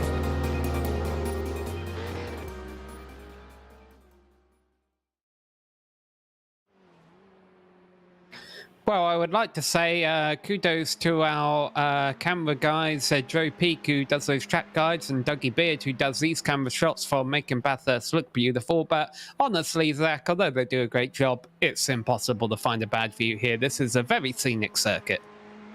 Yeah, it is indeed. It's a wonderful, wonderful place, is Bathurst. It's such a tricky place to get right, though. I mean, I say that about pretty much any circuit, but this place, it really does take the biscuit sometimes. We were actually discussing between the races about the length of these places as well. We were thinking, oh, right, well, Spa was long enough. Let's go to Bathurst. But it's actually shorter.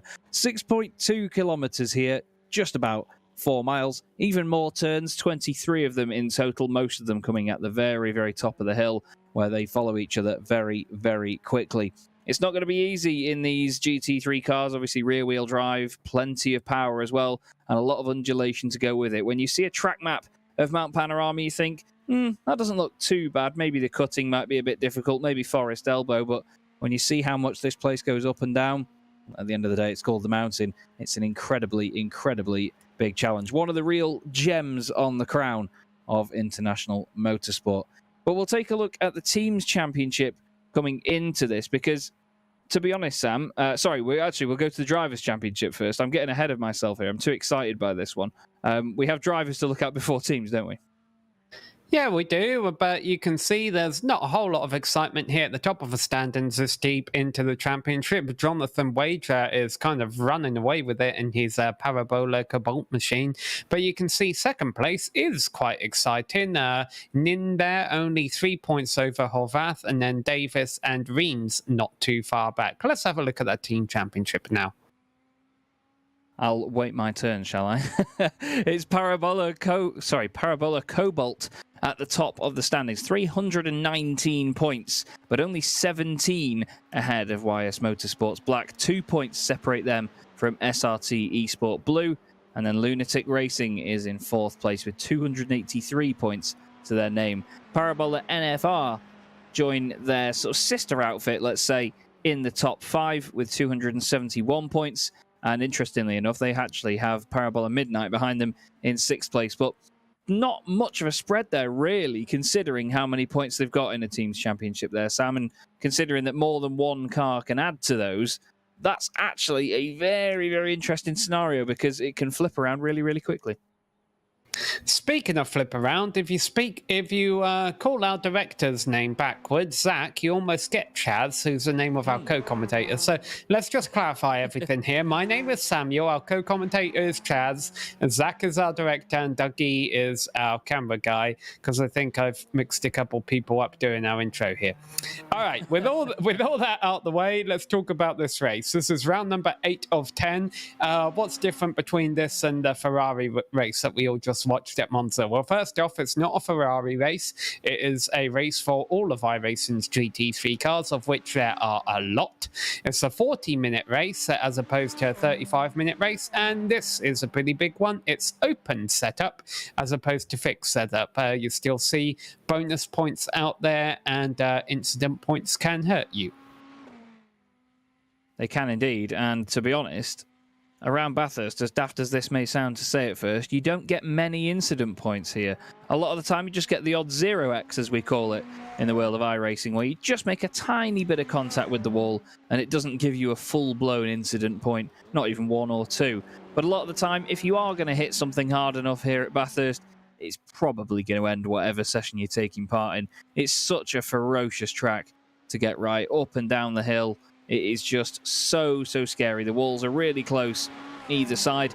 Right now, just as we go up the hill towards the right-hander, which, to be fair, actually, there's a bit of controversy sometimes around which one's Quarry and which one's Griffin's Bend. A lot of the time, whenever you speak to any Australians, they say that Griffin's is the first right-hander that you come to, turn 2. But I've always known that to be Quarry, so it depends on, I think, whereabouts you are in the world as to what you call it. But I think I'm probably going to side with the Australians that they might know what the corners at Bathurst are called. Now, Jonathan certainly knows his way around here. He's the quickest so far at 203.6, only by a little over tenth of a second over Devon Horvath, who currently sits second. Down on the brakes as we go down the hill here. And you're almost at the end now. You're almost at a breathing point. You just got to make it through this final left-hander. Of course, the downhill braking zone, which is always a bit tricky. And then a bit of an off-camber exit there that can sometimes throw you out into the outside wall if you're not careful. This looks straight and easy. If you look about 5 years back, I forget the name of the driver. There was a massive barrel roll down here once. Oh, yeah. Yeah, the driver was okay. If you're ever falling around on iRacing, that beach on the left-hand side there is a great place to do a jump. But if you want to race, you've got to go through this tricky chicane, which is a little bit blind as we're watching from the driver's view. Now, I hope we get a few more onboard shots during our qualifying and our race, because it's definitely a roller coaster through the infield here. Just looking down the list of cars that we've got here, obviously one of the beauties of GT3 racing is the fact that you get so many different manufacturers, cars that are front engine, mid engine, rear engine, so many different sizes of engine as well. But I'm really intrigued to see that we've got 3 drivers out there driving the Ford of all things. Neil Alexander, Drew Deweese and Barry Cochrane, all driving the Ford GT. Big old beefy V8. What a wagon she is. Devon Horvath has just gone fastest, though, in the Ferrari. We've got 3 manufacturers in the top 3 at the moment, Ferrari, Audi and Lamborghini. But what a brilliant place this is to be. As there you go, look at that, racing in VR right now. is our Ferrari driver. As we go back up the hill towards the cutting, turning in nice and early, clip the first apex, straighten it up on the brakes, then get it pitched in, use the circuit coming towards you as an advantage, and then over the crest of the hill. Really careful not to let the back end step out, hug the wall on the left, clip the wall on the right, and let the car wash out left. You don't want to try to skim that wall on the left, because if you do that, you will hit it. Through Reed Park, down the hill, over the crest into McPhillamy Park. Very fast left-hander. You're turning really early. Wait for the suspension to compress. Then the car really digs into the surface. Then you get the wall right up against your door as you go down towards Skyline. Bit of curb, one change down. Go to the left, another change down. Before you know it, you're already in the air and you're going down the dipper. Incredibly difficult corner to get right because you've got to turn in early again and not clip the wall. Hug the right-hand side, mind the double apex of the wall there, into Forest Elbow, hard on the brakes, down the hill, clip the wall on the right-hand side if you're really brave enough, and then you've got a bit of breathing room down the Conrod straight. But like Sam said just a moment ago, this is not easy at all. And you'll see this. You'll see drivers move into certain sides of the road where it's got a bit of a bow in the middle of it. You don't want to be sat completely in the middle of the road like you would do at Le Mans, which also has a similar surface. You want to use the smoothest bits of that straight. Into the chase, hard on the brakes, careful over the crest of the hill. Chuck the car right. Make sure the back end isn't rotating as you get over towards that curb. And then after all of that, Devon Hovarth is going to bring it in the pits because Joey Atterbury has gone fastest. Yeah, I saw him swerving, like I say, down the back straight, but I think he was doing more than he needed to. And Jonathan Wager takes the pole from Atterbury. By the way, it was Damien Flack who had the barrel roll. You need to watch this broadcast. We advise you to watch the broadcast, but make a note on the notepad or something to watch Damien Flack's barrel roll at Bathurst if you've never seen it before. He was okay, but it was quite something else. So yeah, the drivers who are crossing the line, the qualifying session is over. Boy, he got close to the wall there. Yeah, that was. He's not going to make a line in time anyway, is he? So he's just pushing it to see how fast he can go. Yeah, definitely. He's just pushing the Lamborghini to the limit. Fantastic sounding car as well, of course. 5.2 litre V10 in the back of this Lamborghini Huracan GT3 Evo. Same engine that you will hear in the back of the Audi R8 LMS as well. Same engine that they put in the road cars. Of course, it's just tuned and built separately as a specific race engine for the GT3 cars.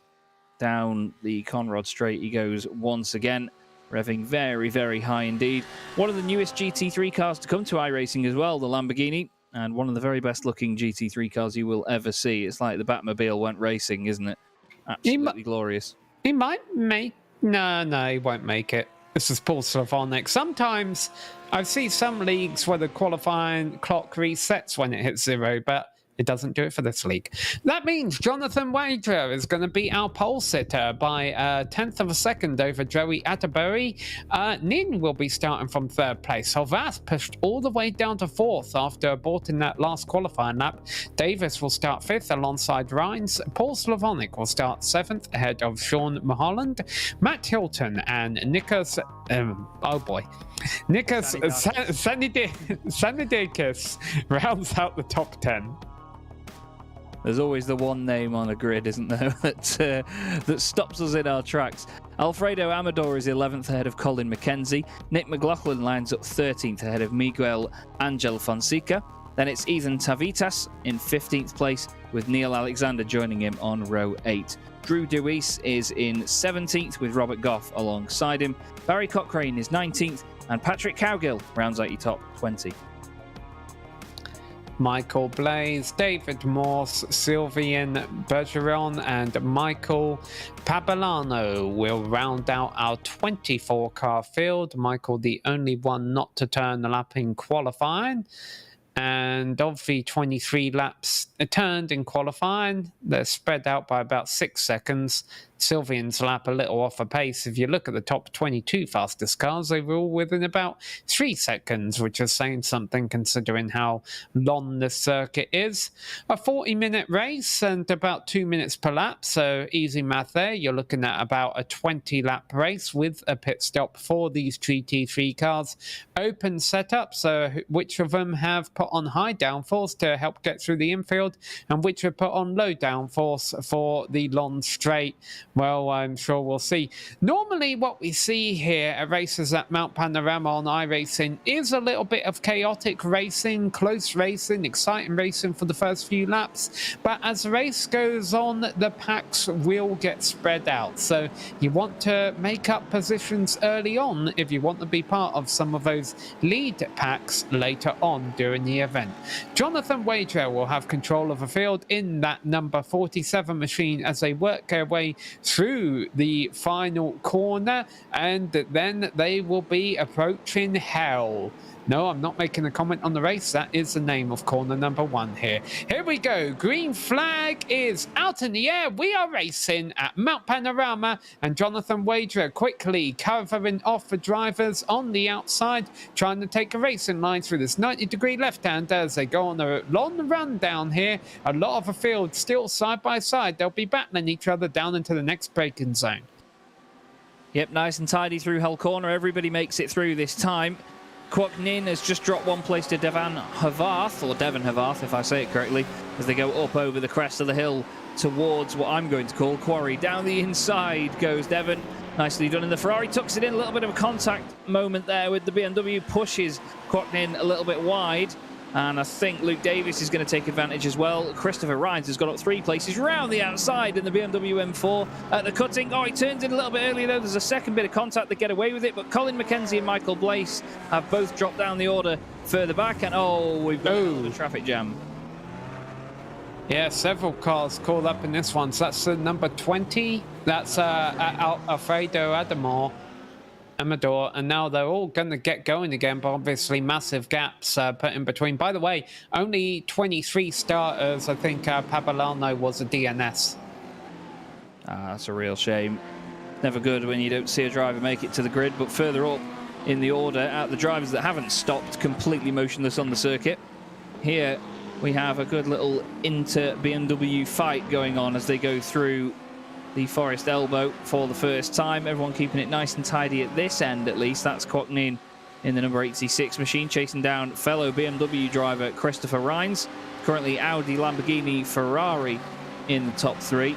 And these 2 BMWs breaking up the pack. It's been interesting to see the rollout of the real M4 GT3 in the real world and see the pace of the car. Obviously, it's a car that debuted on SimRacing platforms before it raced in the real world with its wonderful turbocharged inline 6.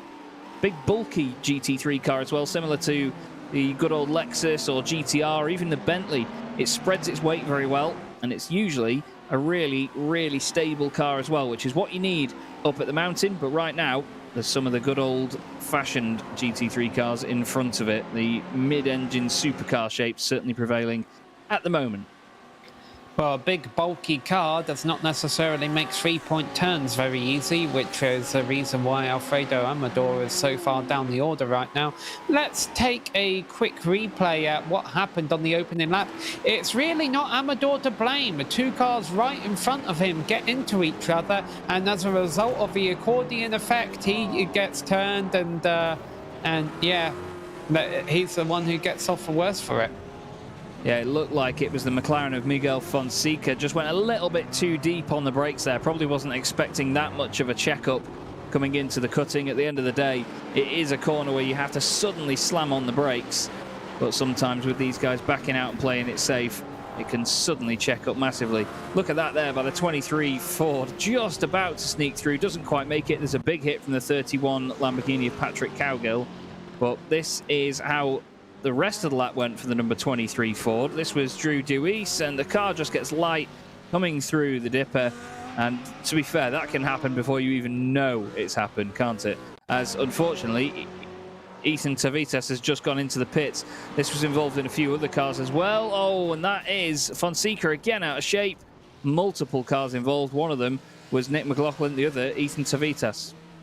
Yeah, and that one literally just happened, so we're pretty much caught up with live action here now as the survivors have worked their way down onto the back straight. He's still parked there. The leaders have worked their way down into the chase, coming around to complete lap 2, so you can already see how the field is getting quite spread out with the amount of incidents we've seen in the opening couple of laps. This is Cowgill attacking the back of Pabiano. Pabiano, by the way, has gained 12 places in that BMW. The 101 machine started 24th on the grid right at the back, and he has moved through half of the field. It's great to see already, and in doing so, he's kept the car nice and clean as well. We've got meatball flags for cars 1, 13, 20, and 62. That's Tavitas, McLaughlin, Fonseca, and Amador, all of which involved in early incidents in this race. But right now, the lead is 2 seconds for Jonathan Wager. I put my money on him. Joey Atterbury in second place and Devon Hovarth in third, but he's got company in the form of Christopher Rhines and Quacknin. I wasn't going to sink low enough for that pun, but well done. All right, so yeah, 3rd to 10th is actually quite close here. So a lot of drivers obviously have already had bad days. Some drivers' days have become a bit more relaxed as those around them have spun. But for the drivers from 3rd to 10th, no, they've all got their work cut out for them. Horvath leading Reens, leading Neen, Davis, Slavonic, Mulholland, who actually lost a position at the start of a lap because he ran wide at hell. Hilton and Sonny Dakis are all in this top 10 here, working their way through the infield. Again, there's really not a whole lot of passing opportunities here, but even though it's single file racing, it's still just fun to watch those cars go up and down the mountain on their own. Yeah, there's definitely an art form to getting the car over there and getting it up there quickly as well. And to be honest with you, I have the biggest respect for drivers that can follow cleanly over the top of the mountain here, because you could be right behind the car in front, optimizing what you're doing based on their racing lines. If you follow them too much, you can very quickly end up in the wall and out of the race. Quacknin is very determined to get back ahead of Christopher Rhines right now for that 4th place. He's lost 2 spots from where he started, and he wants to get this done ASAP, but he's probably thinking that Ferrari just up the road, Devon Hovarth, he's getting away here, and I want to go chasing after him. And behind them, we've got Luke Davis and Paul Slavonic right together. Ferrari and Lamborghini, 2 Italian powerhouses. And again, you could class Lamborghini as being German with it being owned by Volkswagen. But still, the Ferrari holding on at the moment, the number 72. But look at the slipstream that Paul's going to get here as they go up the hill. Lovely stuff. Lights ablaze. And as these drivers go by down the front straight, you could see a few cars sitting in the pits, kind of in a little scrapyard there. Oh, and we got another car joining them. Oh, that's bad. Not the best of rejoins there by the 111. Christopher Rhines had already been in the wall. So that was literally just as we got there. And then the other car involved was the Lamborghini, wasn't it, of Paul Slavonic. And he just didn't have anywhere to go. It's safe to say he went to the apex. Probably expected the BMW to be completely off the road by that point. And I'm afraid the wedge-like front end of the Lamborghini picked it up, but he's carried on quite well, hasn't he? I mean, it may have a bit of damage on the front end, but there's nothing to say that it's affected him too much yet. Yeah, it's always an awkward situation when your car's parked in the middle of a racing line. There's an unwritten, well, I say unwritten. Sorry, the Ferrari there, Sean Mulholland, just clipped the wall as he went down the bottom of Skyline. Just about got away with it, but that could have been a big one as well. Yeah, there is a rule pretty much saying, hey, if you're if you're stopped, if you've had the crash, hold the brakes, let the field go by you, and then safely rejoin. But even the best of drivers will second guess that if they're stopped in the middle of a racing line. Sometimes you think, oh, if I could just pull, 10 feet to the side, I'll be safe. And unfortunately, sometimes it makes the situation worse. But let's stop talking about that, because we've got a great battle on screen here going through the chase. Paul Slavonic, what a fantastic move that was there. We were talking about that sort of move at Les Combes at Spa just earlier on, but that was great stuff by the Lamborghini driver around the outside on the way into the chicane at the chase. and there was nothing that Sean Mulholland could do there. But hats off to Sean, because he gave him plenty of room. He didn't let the car wash out wide into the side of that Lambo. He could have easily given him a friendly bit of encouragement in the door there, and that could have been a big, big spin, as the 76 of Neil Alexander is down the order. Just saw him nip down the timing screen a bit. Looks like a bit of damage on the back of that car. I'm wondering if he got any help, or whether that was from earlier, maybe. Well, maybe, but the battle that I think he was a part of, 12th, 13th and 14th, those three drivers all over each other. Patrick Calgill, Robert Goff and Colin McKenzie. So some nice little battles going on. That's not the battle we're looking at on screen, by the way. This is a battle a bit higher up the order as they work their way toward the top of the mountain, get ready to go down it for a 5th time. Robert Goff in 13th place is the highest placed Porsche in the field at the moment, and he's gained 5 places as well. So the Porsche clearly not suiting the nature of Bathurst. It's usually quite a good car in the start-stop twisty bits, but then again, with how dominated this circuit is by the 2 main straights back and forth, it's not always got the legs in the straight line as the Porsche. So the guy's not quite able to make the most of it at the moment. Here's your race leader though, Jonathan Wager. Absolutely flying out of the front of the pack, 1.7 seconds over Joey Atterbury, but Joey did the fastest lap of the race last time round by a 1/10 of a second quicker than Jonathan's best lap as well. So he's certainly on the move, but he's got Devan Havarth right behind him as well. So it's one of those situations where he wants to push forward, but he's got to keep his eye on his mirrors. Yeah, you talk about that 2-second lead for Jonathan Wager. This is actually quite similar to the race that we were just watching at Spa about half an hour ago, where it looked like the leader had the race in control, but not necessarily. They only have a couple of seconds lead, and it's not growing. No, that's it. And to be fair, Bathurst's one of those circuits where you can get that sometimes. You know, you try and push as hard as you can to open up a gap, and you can absolutely kill it. You know, you can do a belter of a lap and get every single corner right, only to notice that because your rivals and the guys chasing you have been just about a second or so behind you, they've been kept in it by the slipstream over the whole lap, because all you need to do is get a good run down the Conrod and you're sorted out. So right now, Jonathan just needs to break that slipstream a little bit more. These guys were quite off the pace on that last lap as well, though. These guys for the lead, they did 206s, while Devan Havarth and Kwok Nin both did 204s, a 204.4 and a 204.9. Purple sector 2 though for Jonathan Wager, so he's straight back on it, and he's now going to try and prove the point in that V10 powered Audi. Looks like Joey Atterbury's got away from Devan here as well, so he's maybe going to get a bit more clear air towards the latter stages of the lap. Pops and bangs and flames from the Lamborghini as he goes down the hill through Skyline. Amazing piece of circuit to watch, but look at how close to get to the walls here, Sam. It's epic stuff.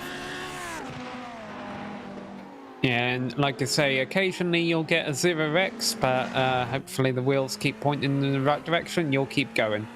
Funnily enough, I had a race in the Formula 1 car the other day on iRacing where it turned upside down, but the wheels were all still pointing in the right direction. We kept going when we got after the tow, of course, but still. Here we go, down the back straight one more time, riding on board. These drivers going 160 miles an hour, approaching 170 miles an hour, and it gets steeper and steeper downhill. It can actually be really hard sometimes to know where that braking zone is for the chase, because you're accelerating faster as you get closer to the braking zone.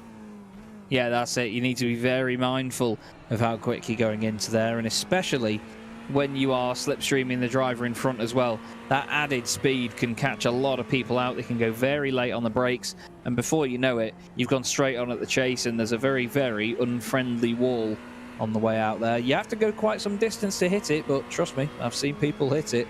Certainly not the best place to be, but we had a quick look there on board with the Ferrari, and that is Fonseca, who was just in the pit lane. Nick McLaughlin also sat in there as well. This is your third place car though, Devan Havarth in just about, I'd say, touching distance of Joey Atterbury, but not quite able to capitalise on it just yet. He's more sort of filling the mirrors at this point of the race, but still over 25 minutes left to go here, Sam. Anything can change in the blink of an eye at Bathurst, and let's face it, it often does. Yeah, well, let's not also forget that we are anticipating pit stops, probably not for about 10 more minutes, but that could definitely mix up things in the middle of the field. And boy, some drivers really using all... Oh, yeah, he hit the wall. I was saying he was looking scrappy, and now it's looking even more scrappy. Yeah, he was just pushing it that little bit too hard, you know, getting very close to the walls. The car was trying to step out of shape. And unfortunately, Joey Atterbury has done himself in a little bit there, it has to be said, as he came down the dipper just at the end of Skyline. We've seen him sort of flick it one way, then the other. And to be honest, it's the curb. The curb in the middle of Skyline can just spit you in a straight line, and all of a sudden the car will settle and get going. He's been nice and patient here. He's going to have to be a bit careful. Yeah, there's a couple coming right now. No, he's all good there, I'd say. All good. Just about in time. That was pretty perfectly timed, to be honest. He's not going to have held up Colin McKenzie too much there, but yeah, it was just a little bit messy. As you said, a side-by-side. Here are the BMWs of Christopher Rhines and Michael Pabiano. And Michael gets in front here before they even get to the chase, so he must have had a fantastic run at Forest Elbow. It's probably night now. Obviously, time of day is a thing on iRacing, and our viewers would have been noticing the sunset. And now here we are. It's night time, and man, apparently it's pit stop time too. Yeah, interesting to see certain drivers coming in that early. Maybe the damage for Christopher Rhines is just becoming a little bit too much, and he thinks, nah, I need to get it out of the way now. He does have a meatball flag, apparently. That would have been from the contact earlier on at turn 1. So he does have to come in and get that repaired. But hopefully we can see him straight back out on track and up to pace once again. But this is your 4th place driver now, Luke Davis. He's got Matt Hilton behind him. Matt's had a bit of an under-the-radar performance so far. He's gained 4 places, started 9th on the grid. I must say, though, Michael Pabiano, who we saw a second ago in that 101 Ferrari, he's gained 15 spots to get up to 19th. What a drive he's having. It's a very big Ferrari. It is a very big Ferrari, isn't it? It's got a weird grille on it like a BMW. Looks like a Lexus at the back, though. Yeah, well, it's the right colour of a Ferrari. It's interesting, we just watched a whole Ferrari race where I don't think there was a single red car. And here we go, so I'll give you a benefit of a doubt. But yeah, up 15 spots, and of course the interesting thing here is that he didn't qualify. So I think this is an instance where, well, to be fair, I wasn't watching his qualifying effort. Maybe he went off a couple of times, but he might have also been thinking, hey, I don't want to start in the middle of the field here. I'll start at the back and work my way through the carnage. Whether that was his plan or not, that's what he's done, and it's paying off with a nice top 10 run right now. Yeah, that's it. Sometimes you need to just play it a little bit safe, maybe not go all guns blazing all the time. And I mean, some drivers could learn a lot from that, I have to say, but been a great performance to this stage at least. This is Colin McKenzie, I believe. No, sorry, this is the this car started the lap in 11th place, but has since changed that. Colin McKenzie's just behind. This is Joel Atterbury, who's making his way into the chase. Back inside the top 10, at least for now. But that earlier incident is not going to have done him any favours whatsoever. Didn't look like he really picked up any proper damage on the car, did it? He just sort of clipped the wall slightly and then clipped the other wall. He's clipped the grass now. Into the final corner he goes. He is just pushing that little bit too hard, isn't he? Using just a bit too much of the road. Yeah, and the other annoying thing I'm sure for him right now is he doesn't really have a carrot to chase. You know, sometimes you have a spin, but it's easy to get back into a rhythm because you've got some slower guys you can pick up and make passes. He's got 8 seconds of clean air in front of him and pressure from a slower car behind him that's not going to fall away from him because he can just use his slipstream to catch up when he gets back around to the straight. So, you know, it's just a frustrating position to be in. He's just got to ride around and hope that he'll be able to salvage some time and positions in the long run. Yeah, it's one of those moments where you feel like there's just a magnet on the back of your car and then there's no magnet on the car in front of you, really. It's very, very frustrating. Gone up to 10.9 seconds now from Michael Pabiano ahead of him, so certainly not getting any closer is Jerry Atterbury. Robert Goff has just jumped to the pits. I think he had an incident just behind these guys. I did hear some contact. Maybe he's just lost it through the cutting or even through quarry just after that. But Robert Goff in the Porsche is now into the pits. And look, still now, Joey Atterbury so close to that final wall through the right-hander at the bottom of Skyline. He's not learned his lesson yet, has he? Even there, Forest Elbow. Look at that. Nearly hits the second apex of that wall. That's incredibly close. I mean, hats off to him because he's definitely committed, but wow, it's certainly on the edge as it were before. Yeah, horses for courses, isn't it? Maybe this is just his style of driving around and, you know, being on the ragged edge and using all of the racetrack doesn't always work out well when there's walls beside you. There's another good little battle going on not too far behind these guys between David Morse and Neil Alexander for 15th and 16th. And as soon as I say that, David is able to gap Neil going on down the back straight. But they're coming into the chase here. Let's see if Neil Alexander is able to get any closer in the break-in. He's in that number 76 car, the second set of headlights. You can see just a nice little battle going on. Any of them going to elect to go into the pits? Nope. As we approach a halfway point.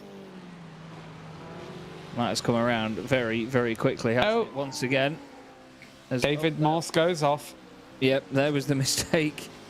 And through goes Neil Alexander. Oh, speaking of off, what's going on with Michael Blaze? He's very slow into the pits. See if there's any damage on the car. Yeah, it looks like the front end's a little bit crumpled on that Audi. Certainly the middle vent has been pushed up on the right-hand side. And I think the right rear has taken a bit of a smack as well. So could have even just lost it out of the chase. We've seen many people do that over our time. You can just lose the back end over the crest of the hill. This is on the way down Conroe. This is after it, actually. This is already as he makes his way into the pits. So he's had the hit somewhere. Oh, as he just, well, makes a mistake on the way into the pit entry. Saw a number of people doing that through the Bathurst 12-hour last weekend as well. It's such a difficult pit entry because it goes left and right multiple times. Here's another car having an issue partway around, the 111 machine. And he's decided to park it as Christopher Rhines. That's a real shame. But the race has ran its course for him. There's race leader just coming through. Jonathan Wager still out in front, but a little bit further back. This is Luke Davis in fourth place, just ahead of Matt Hilton in the BMW. And then he's got Paul Slavinik just behind him. Into the pits comes Luke Davis. The others decide to continue on as we now have less than 19 minutes to go with this race. And of course, the problem with being one of the early pitters here at Mount Panorama is, well, no matter what racetrack you race at, you always run the risk when you short pit of coming out in traffic.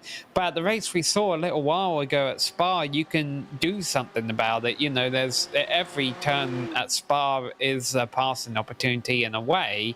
That's not the case here at Mount Panorama. If you come out of the pits and you're stuck behind the slow car, you're going to be stuck behind them properly for half a lap. Yeah, that's it. There's no point trying to send it down the inside or make any silly moves while you go over the top of the mountain. You may as well just wait until the Conrod Straight and get the job done a lot more easily in the slipstream. The only thing you need to be wary of, though, is if you are going to do that, you need to start from much further back than you should expect to, because if you start slipstreaming the car in front of you from right behind it, you're not going to get anywhere near as much of a slingshot compared to what you're going to need. But look at this right now. Jonathan Wager absolutely on a mission over the mountain. The Audi has always been good here at Bathurst. I mean, it sounds good, it looks good, but he is making that thing go good as well at the moment. He's got 3.6 seconds over Devon Havarth, and then Quatneen is another 3.1 seconds back. So not too much to worry about right now for Wager. Just needs to keep it tidy, and he's got just over a quarter of an hour. Keep doing so. Yeah, to Horvath's credit, though, he's doing a pretty good job at not letting that gap grow too much. As a matter of fact, last lap around, he was a couple of tenths of a second quicker than Wager, although it looks like the pendulum swings back in Wager's favour as they're coming around to complete lap 11, because you can see the gap has now grown to 4 seconds. But, you know, Horvath's still just sitting there because with the way we've seen some attrition already, there's always a risk of a lapped car getting in the way of the leaders in the closing laps here. And again, the lapped car might have every good intention to let the leaders by, but if they catch them during the mountain part of a circuit, there's not a whole lot that lapped car can do. No, that's it. I mean, a lot of the time you don't even want them to jump out of the way because they can do some unexpected things, and the drivers behind just have to be the one to take responsibility to get past cleanly.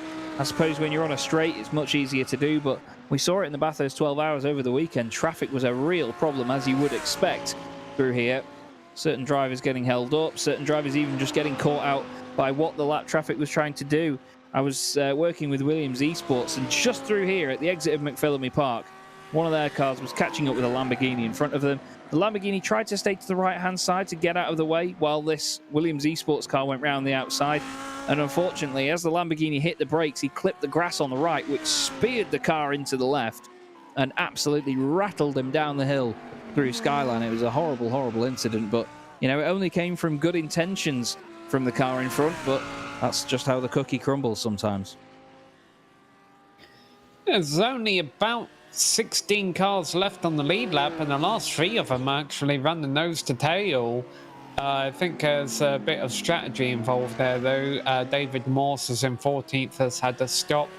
Drew DeWeese is in 15th place. I think he's had to stop, and then Sylvia and Bergeron. But they're running at the tail end of a lead lap right now. 16 cars still out there. We've had several fall by the wayside as we're starting to approach the closing stages of this race with a lot of pit stops still left to play out. Yeah, we currently have at least 9 of the top 10 cars to pit. Luke Davis in 10th place is the highest placed of anybody that has visited the pit lane so far. David Morse is the second highest out of them, and he's down in 14th place. So it's certainly all to play for. We've got the BMW and the Lamborghini making its way towards us. That's, whoa, big moment there. Matt Hilton and Paul Slavonik, they make their way back up the hill. Look like Matt Hilton's car, after hitting that curb, then just suddenly found some mass amounts of grip out of somewhere. There is the turbocharged inline 6 BMW and the 5.2 litre V10 Lamborghini.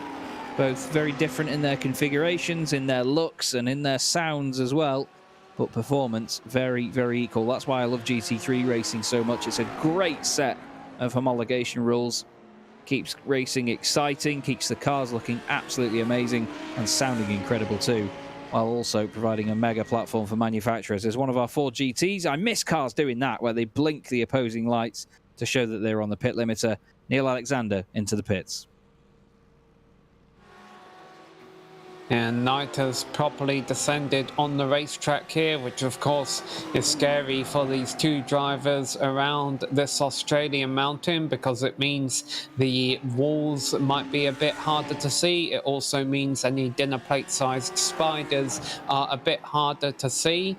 And as we come into the braking zone, let's see if we have any moves going on down the back straight this time to the chase. Because they're certainly close enough. If he wants to get by, he'll be able to get enough of a tow. Yeah. No, quite content to save fuel there. Yeah, and I don't blame him, to be honest. I'm not sure if he'll be able to go an entire extra lap, especially in a race that's this long, or at least this short compared to the usual 12 hours that we get here at Bathurst. But at the end of the day, if that's the strategy he wants to run, and he wants to make sure that he can do the extra lap, which he looks like he will as well, actually. Hilton goes in, and Paul Slavonik continues on. Bit of a hop and a skip and a jump over the grass there for Hilton, no bad look of it.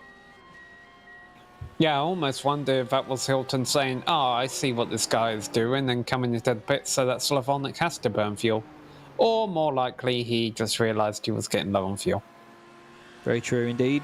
Now, all the cars do have different fuel burn rates. I'm not sure after, what, even 13 laps of Mount Panorama that it would make enough of a difference to warrant the extra stops. But then again, these cars do often get limited on their amount of fuel for these sorts of races in these leagues. Keeps things nice and interesting, throws the odd pit stop in when you don't have to do a 6-hour race to get a few pit stops on the board. But we continue to watch Jonathan Wager, highest placed Audi in the field by a long shot as well. Michael Blaise, the only other Audi in the field, actually, so there's not much competition. He is in 17th place in the 99 car, but right now, Jonathan, certainly, especially in the dark as well, showing us how it's done. Very close to all the walls, headlights ablaze. Just looks like a Scale Electric car, doesn't it? It's on absolute rails around here. I wonder what it's like for Horvath doing this race at night with virtual reality. Takes a headset off at the end of a race and then looks outside. Oh, it's still sunny. It was all dark in the world I was just in. Okay, I have a feeling pit road's about to get quite busy. Let's see, our race leader coming through the chicane. Only a 3-second lead over Horvath. It's been that way for pretty much all of a race, but a slow pit stop could make all the difference, and here he comes. Yeah, we'll keep our eye on the clocks and see who is stationary for longer, who's even in the pit lane for longer as well, as there is the Ferrari. Devin Horvath, fantastic pit entry there. That looked nice and tidy. He certainly gained quite a bit of time on the way in visually anyway, but we'll see how long they're in their boxes for. Kwoknin has come in behind them as well. Paul Slavinik also on to pit road. Only 10 minutes left, so like you say, Sam, it's going to get very busy very, very quickly, although there is a car carrying on. I think that's one of the lapped cars though. Let's see how long Jonathan Wager is stationary for. It is going to be 10.7 seconds. And Devin Horvath, 10.5 seconds. In terms of their overall pit lane time, Jonathan Wager was in there 47 seconds and 46.7 for Devin. So literally nothing in it, really. And that was the lap car you saw going out in front of him. Yeah, pretty much everyone in the top 10 just came into the pits. Matt Hilton was the first driver who is going on by the front straight and giving the crowd something to watch. And that will move him up into 5th place. Yeah, so Matt Hilton having a nice solid run there after starting in 9th. So it looks like our pit stops are all but cycled through. Wager continues to hold on to his 3-second lead. And look at the battle we have for second here now for these final 10 minutes. Looks like Sylvain Bergeron hasn't pitted, actually. There is just the one car, but he's way down the order, so isn't going to affect the remaining drivers that have already pitted. Still, on board we go with the BMW, chasing, diving down the hill. This is Kwoknin, and we got told about this earlier. He's the invisible man with Herbie stalking him in the background as he green screened it. Apparently, he's been using a different movie-based car in all of his backgrounds, and they basically said, well, why don't you use Herbie the Love Bug for this round? And he said, oh, look, there you go. He's absolutely done it. However, he's just about got the cut off for his green screen to the point where his head is sort of not quite there. But if I'm honest with you, that's not his priority right now. The priority is overtaking that pesky Ferrari of Devin Horvath in front of him. He certainly closes in on the brakes there through the chase. Look at that. Yeah, they went by the lap car right before they went down the straight there of Drew DeWeese. I think he's got a bit of damage on his machine. But never mind that right now. This is a nice little battle for second we have going on. Again, only 3 seconds behind the race leader. But so far we haven't really seen any reason to believe that Jonathan Wager is going to lose that 3 seconds. These two might not necessarily be worried about that race win and might just want to fight for second place here. Yeah, that's it. It's all about championship points. You know, it's not a one-off event. So at the end of the day, if you can score a decent second place or even third, get some solid points on the board, then you can be pretty happy with how things go. In terms of the Drivers' Championship at the moment, as we saw before, Jonathan Wager top of the pile, Kwoknin and Devin Horvath are second and third, but in the other way round compared to this race. Luke Davis is then 4th. He's currently 6th. This is Bergeron. That's Bergeron there on the side. He's just letting them by. And that's probably the most... That's the most obvious way of letting them by I've ever seen, actually. He's completely stopped to the side of the road there, but at the end of the day, if it's safer for these guys, then I'm sure they'll be all the more grateful for that one, won't they?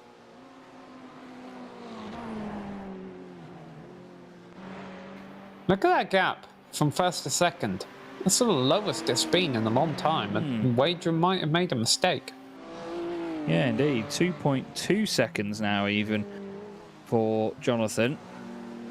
Now, I'm not sure of any slowdowns you can pick up at Bathurst. There's certainly no obvious ones that I can think of other than maybe cutting the chicane, but yeah, that has massively, massively depleted. And to be fair, to Devin Horvath, the gap has then gone up to Kwoknin by quite a bit as well. It's now 2.4 seconds behind. He's actually closer to the race lead than clock is to him. Although it's very, very equal every single time they update the timing. This could definitely still be on here for this lead. They've got, what, 3 laps to go now. Yeah, let's see what kind of lap time this is for Horvath. Maybe he's just had a mega lap. Uh-oh. That's one of the BMWs, I believe. Is that Nikos? Yes, it's Sanidakis, just off at Forest Elbow.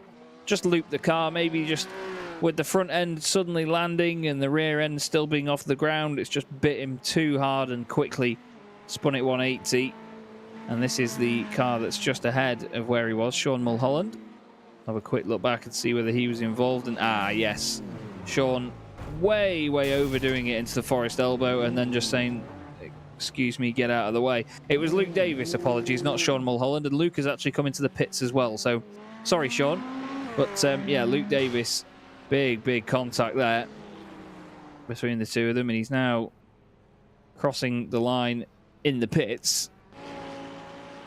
Yeah, that second hit where he, you know, after the initial contact was done and he was trying to pull away from the scene of the incident, there was a second hit there, and it was quite hard nose to nose. I've got to imagine it did Davis's car in a little bit. So, lead is still 2.5 seconds. Horvath has reason to be hopeful. Especially at Bathurst as well, when it's easier for other people to lose time than it is for you to gain time. So Horvath just needs to keep pushing, keep doing what he's doing at the moment, and you never know how well he could be rewarded. It could stay this way till the end. However, there could be a mistake here from Wager. If he feels like he's under threat, feels like the cars behind him could be quicker, and he might push even harder and get that little mistake, which is all it needs, really, at Bathurst. One tiny little error, and that's that. I mean, we saw it earlier on. Jazz, it's happening again. Wager is crossing the line. 4:10 left on the clock. How many laps? I think we're going to get 2. I think it's going to be this one and then one more. Because it was 2 minutes 4.3 his last one, and it did it with 4 minutes 10 left. So, yeah, we may... I don't think iRacing will let us get away with just 1 second. I think it's maybe when it's like 3 or 5 seconds when you cross the line that it's just about letting you get away with it. But we shall soon see, I guess, in about maybe, well, less than 2 minutes' time. Good battle for 7th. That's what we're watching on screen right now. Sean Mulholland and Michael Pavolano, actually, sorry, for 6th now. Yeah, the Ferrari versus the BMW.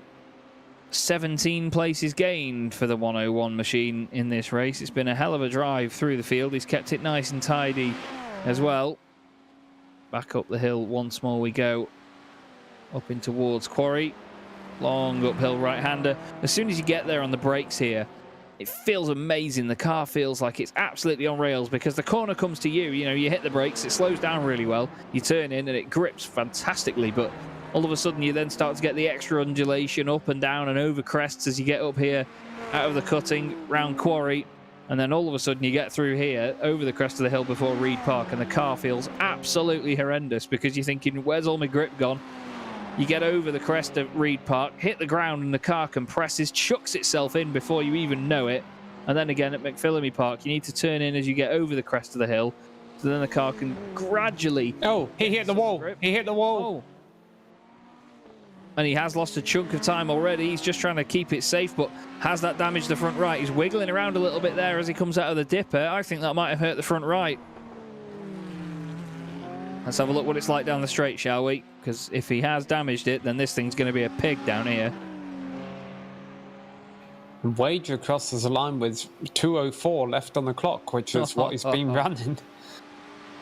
He'll need to, well, 2:04.7 was his last lap, so I think if he just backs off by like half a second in the last couple of corners, he may get this. The gap's gone back up to 3 seconds, but we continue to see what the situation here is for Sean Mulholland in the Ferrari.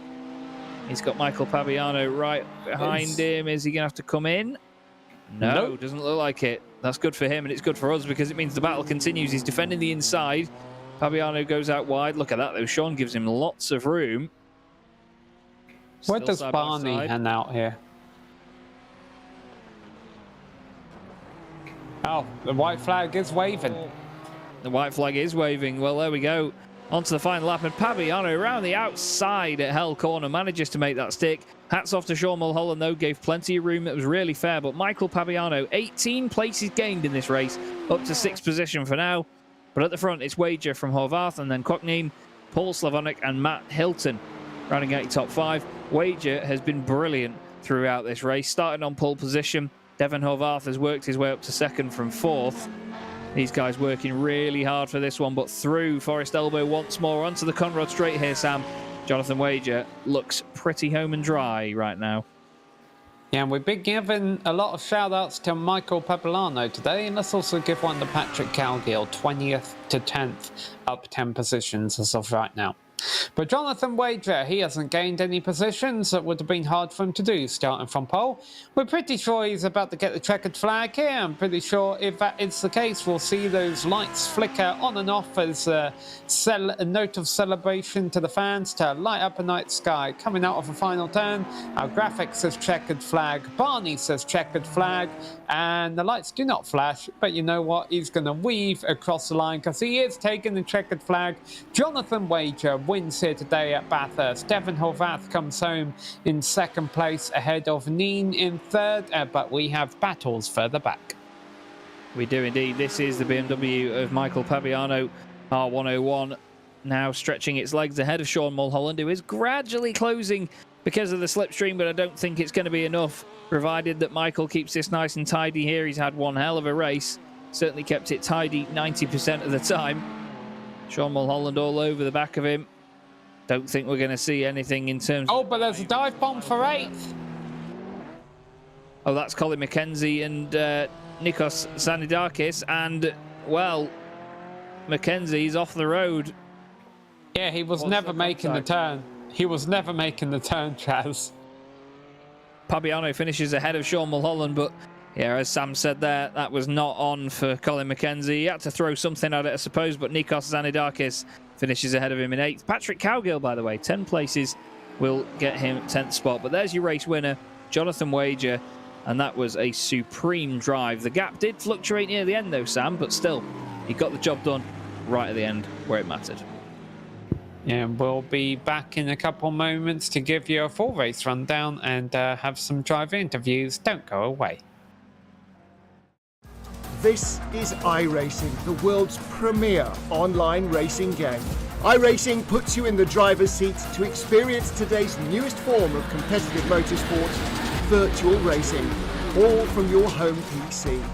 Race virtually in endorsed series from NASCAR, IndyCar, IMSA, the World of Outlaws, Aussie Supercars and more. Take on legendary circuits like Daytona, Silverstone and the Nürburgring.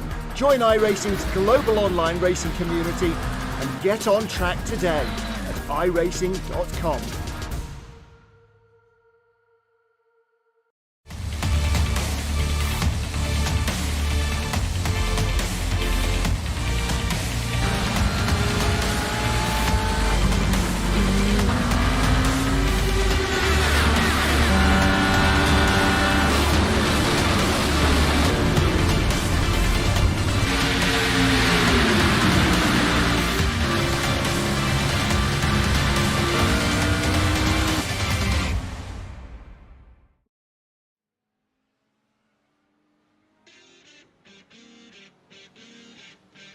Welcome back to Mount Panorama here, where we just witnessed second race of the night. This is round 8 of 10, and some drivers there on the cool down lap still flashing their headlights. And your race winner here today was Jonathan Wager by 2.5 seconds over Devon Horvath. Neen rounds out the top 3, and look at the advantage our podium finishers had over the rest of the field. Paul Slavonic over 20 seconds back. Matt Tilton running all on his own at the end there in 5th place, and then Michael Pabalano there just beating Sean Mulholland. Nicholas Sanidakis finishes in 8th place ahead of Colin McKenzie, who absolutely dive-bombed him going into the chase on the final lap, and that was never going to fly, and he comes home 9th ahead of Patrick Cowgill, one of our big movers, in 10th. Barry Cochrane was in 11th place, a minute and a half down on the leader, with David Morse and Neil Alexander, the last 2 cars to finish on the lead lap. Luke Davis, Michael Blaise, Drew Dewis and Sylvain Bergeron were all 1 lap down, and then unfortunately we had a number of non-finishers. Joey Atterbury, Robert Goff and Christopher Rhines, to name a few. Yeah, and then a few more on the final page here. Giving the drivers a couple of moments to ride their emus over here and talk to us in the interview booth. And here we go. We've got one of our top finishers. We've got Neen about to come in and have a chat with us. Well, congrats on a 3rd place finish here today at Bathurst. How was it out there? It was pretty rough. Some parts were a little bit antsy and missed my brake marker to catch up to Devon. I just had to brake so hard to not hit the wall and have any damages, so I could finish the race in 3rd place. Yeah, and you certainly had the pace of the top 2 finishers there. The top 3 of you covered by 5 seconds at the end of a race. How difficult was it to keep that up all race long? Well, I ran the 12-hour Bathurst, so driving on this track is pretty much like muscle memory to me. But I just had to stay a bit more focused because it's more like a sprint race to see if I could catch up, because if I make a little mistake, then I would have lost pace and Horvath would have pulled the gap on me. And how much did Herbie the Love Bug help you during the race? It got me through it. That's always good. 2 rounds left to go in the season. What are your goals heading into these final 2 events? Well, since it's the last 2 rounds, I'm probably just gonna put all my effort and practice to, get the best time to grid up in the top 3, top 5, and hopefully I can just keep a pace with everybody and play defense or offense as much and best as I can. Well, it worked out all right today. You came home with a solid podium finish. Anyone you'd like to thank? I want to thank my team, my family, my girlfriend, you guys, PRL for hosting the race, and special thanks to Brian for teaching me how to take the shot to overtake. All right. Well, we appreciate you coming here to talk to us, and we wish you a good evening. All right, you too. Now, that was your 3rd place finisher here today. 1 step up a podium. Chaz, you have caught up with Devon Horvath. Mr. Horvath, that looked like a hell of a race from where you were. There was cars around you at all times. The gaps were fluctuating quite a bit, but eventually to come home 2nd with a relatively clean car at the mountain, that's always a good day at the office, isn't it? Yeah, it is. Kwok-Nin was definitely keeping me honest the whole race. I was watching my relatives, and I was just trying to put in consistent laps and keep it around 3 seconds. So. And when Jerry went off in front of you quite early on, what was that like going down the dipper? Because, the dipper's scary at the best of times, but when there's a stationary Lamborghini right in front of you, it's not ideal, is it? No, but it wasn't too bad. I seen him make one mistake, and then when he lost the car completely, I was already kind of past him, so it wasn't too bad. And what was the car like over the entire run? Was there much of a change in the performance of the car? Did you have to adapt in any way?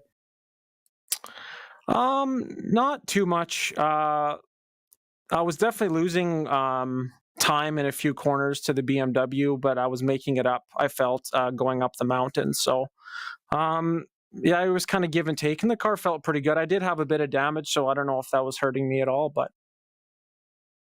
Well, we've got 2 rounds of the championship left to go yet. You know, you're right up there, still in the fight with Cockney. As you mentioned before, he kept you honest throughout that one. Do you think it'll be more of the same for the last 2 rounds of the championship?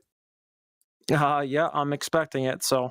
I'm just going to keep putting in lots of practice, and hopefully we can come out with P2 for the championship. Well, we look forward to seeing how you get on, buddy. Is there anybody you'd like to give a quick shout out to? Yeah, I'd just like to thank all my teammates at YS Motorsports, Ethan, Sean, and Will. That's about it. Roger that. Well, great to speak to you, buddy. Well done today on a fantastic results, especially surviving the mountain as well. And we look forward to seeing you next time round. Cheers. You too. Thanks. Well, there we go then. Devon Havarth, and certainly had his work cut out there, didn't he, Sam? That was a hell of a race for him, but still strong points to come away from it.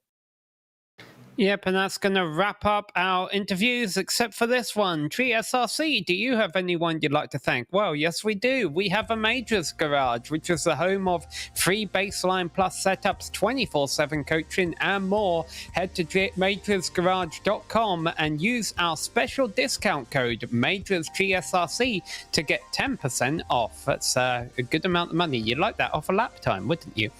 We would also like to thank our series sponsors, ASR. They design and build the sturdiest and most durable aluminum profile racing simulation cockpits available in the market today. You can visit them at advancedsimracing.com. RaceLabs, which helps you to improve your driving skills. Start using it now for free at racelab.app. And ButtKicker. Feel what you've been missing at thebuttkicker.com. And last but not least, the NinjaTrader. Visit ninjatrader.com and get started with a risk-free trading simulator to start tracking your performance. We would like to thank all of the organisers and the competitors in the Precision Racing League for coming out here tonight and putting on 2 great shows for us. Additional thanks goes out to the companies that provide the software and hardware for our broadcasts, and there you can see those listed on your screen. Also thanks to June Lalonde, who provides us with our music. See the screen for how to get a hold of more of her great work. Thanks to the team today, Chaz, Zach, and Dougie. If you'd like to find out more about GSRC, including upcoming races, you can find them at globalsimracingchannel.com, or you can check us out on Twitter at GSR Channel, Facebook at facebook.com/globalsimracingchannel, or Instagram at GSRC_gram. The PRL GT Amateur Series will be back in action the same time next week at Monza and Watkins Glen. 2 more fun tracks there. All of our upcoming races for our other series are listed on your screen, so be sure to check those out. Mark them down on your calendar and don't miss another second of exciting racing action. But until next time, race clean, race hard, and we'll see you on the track.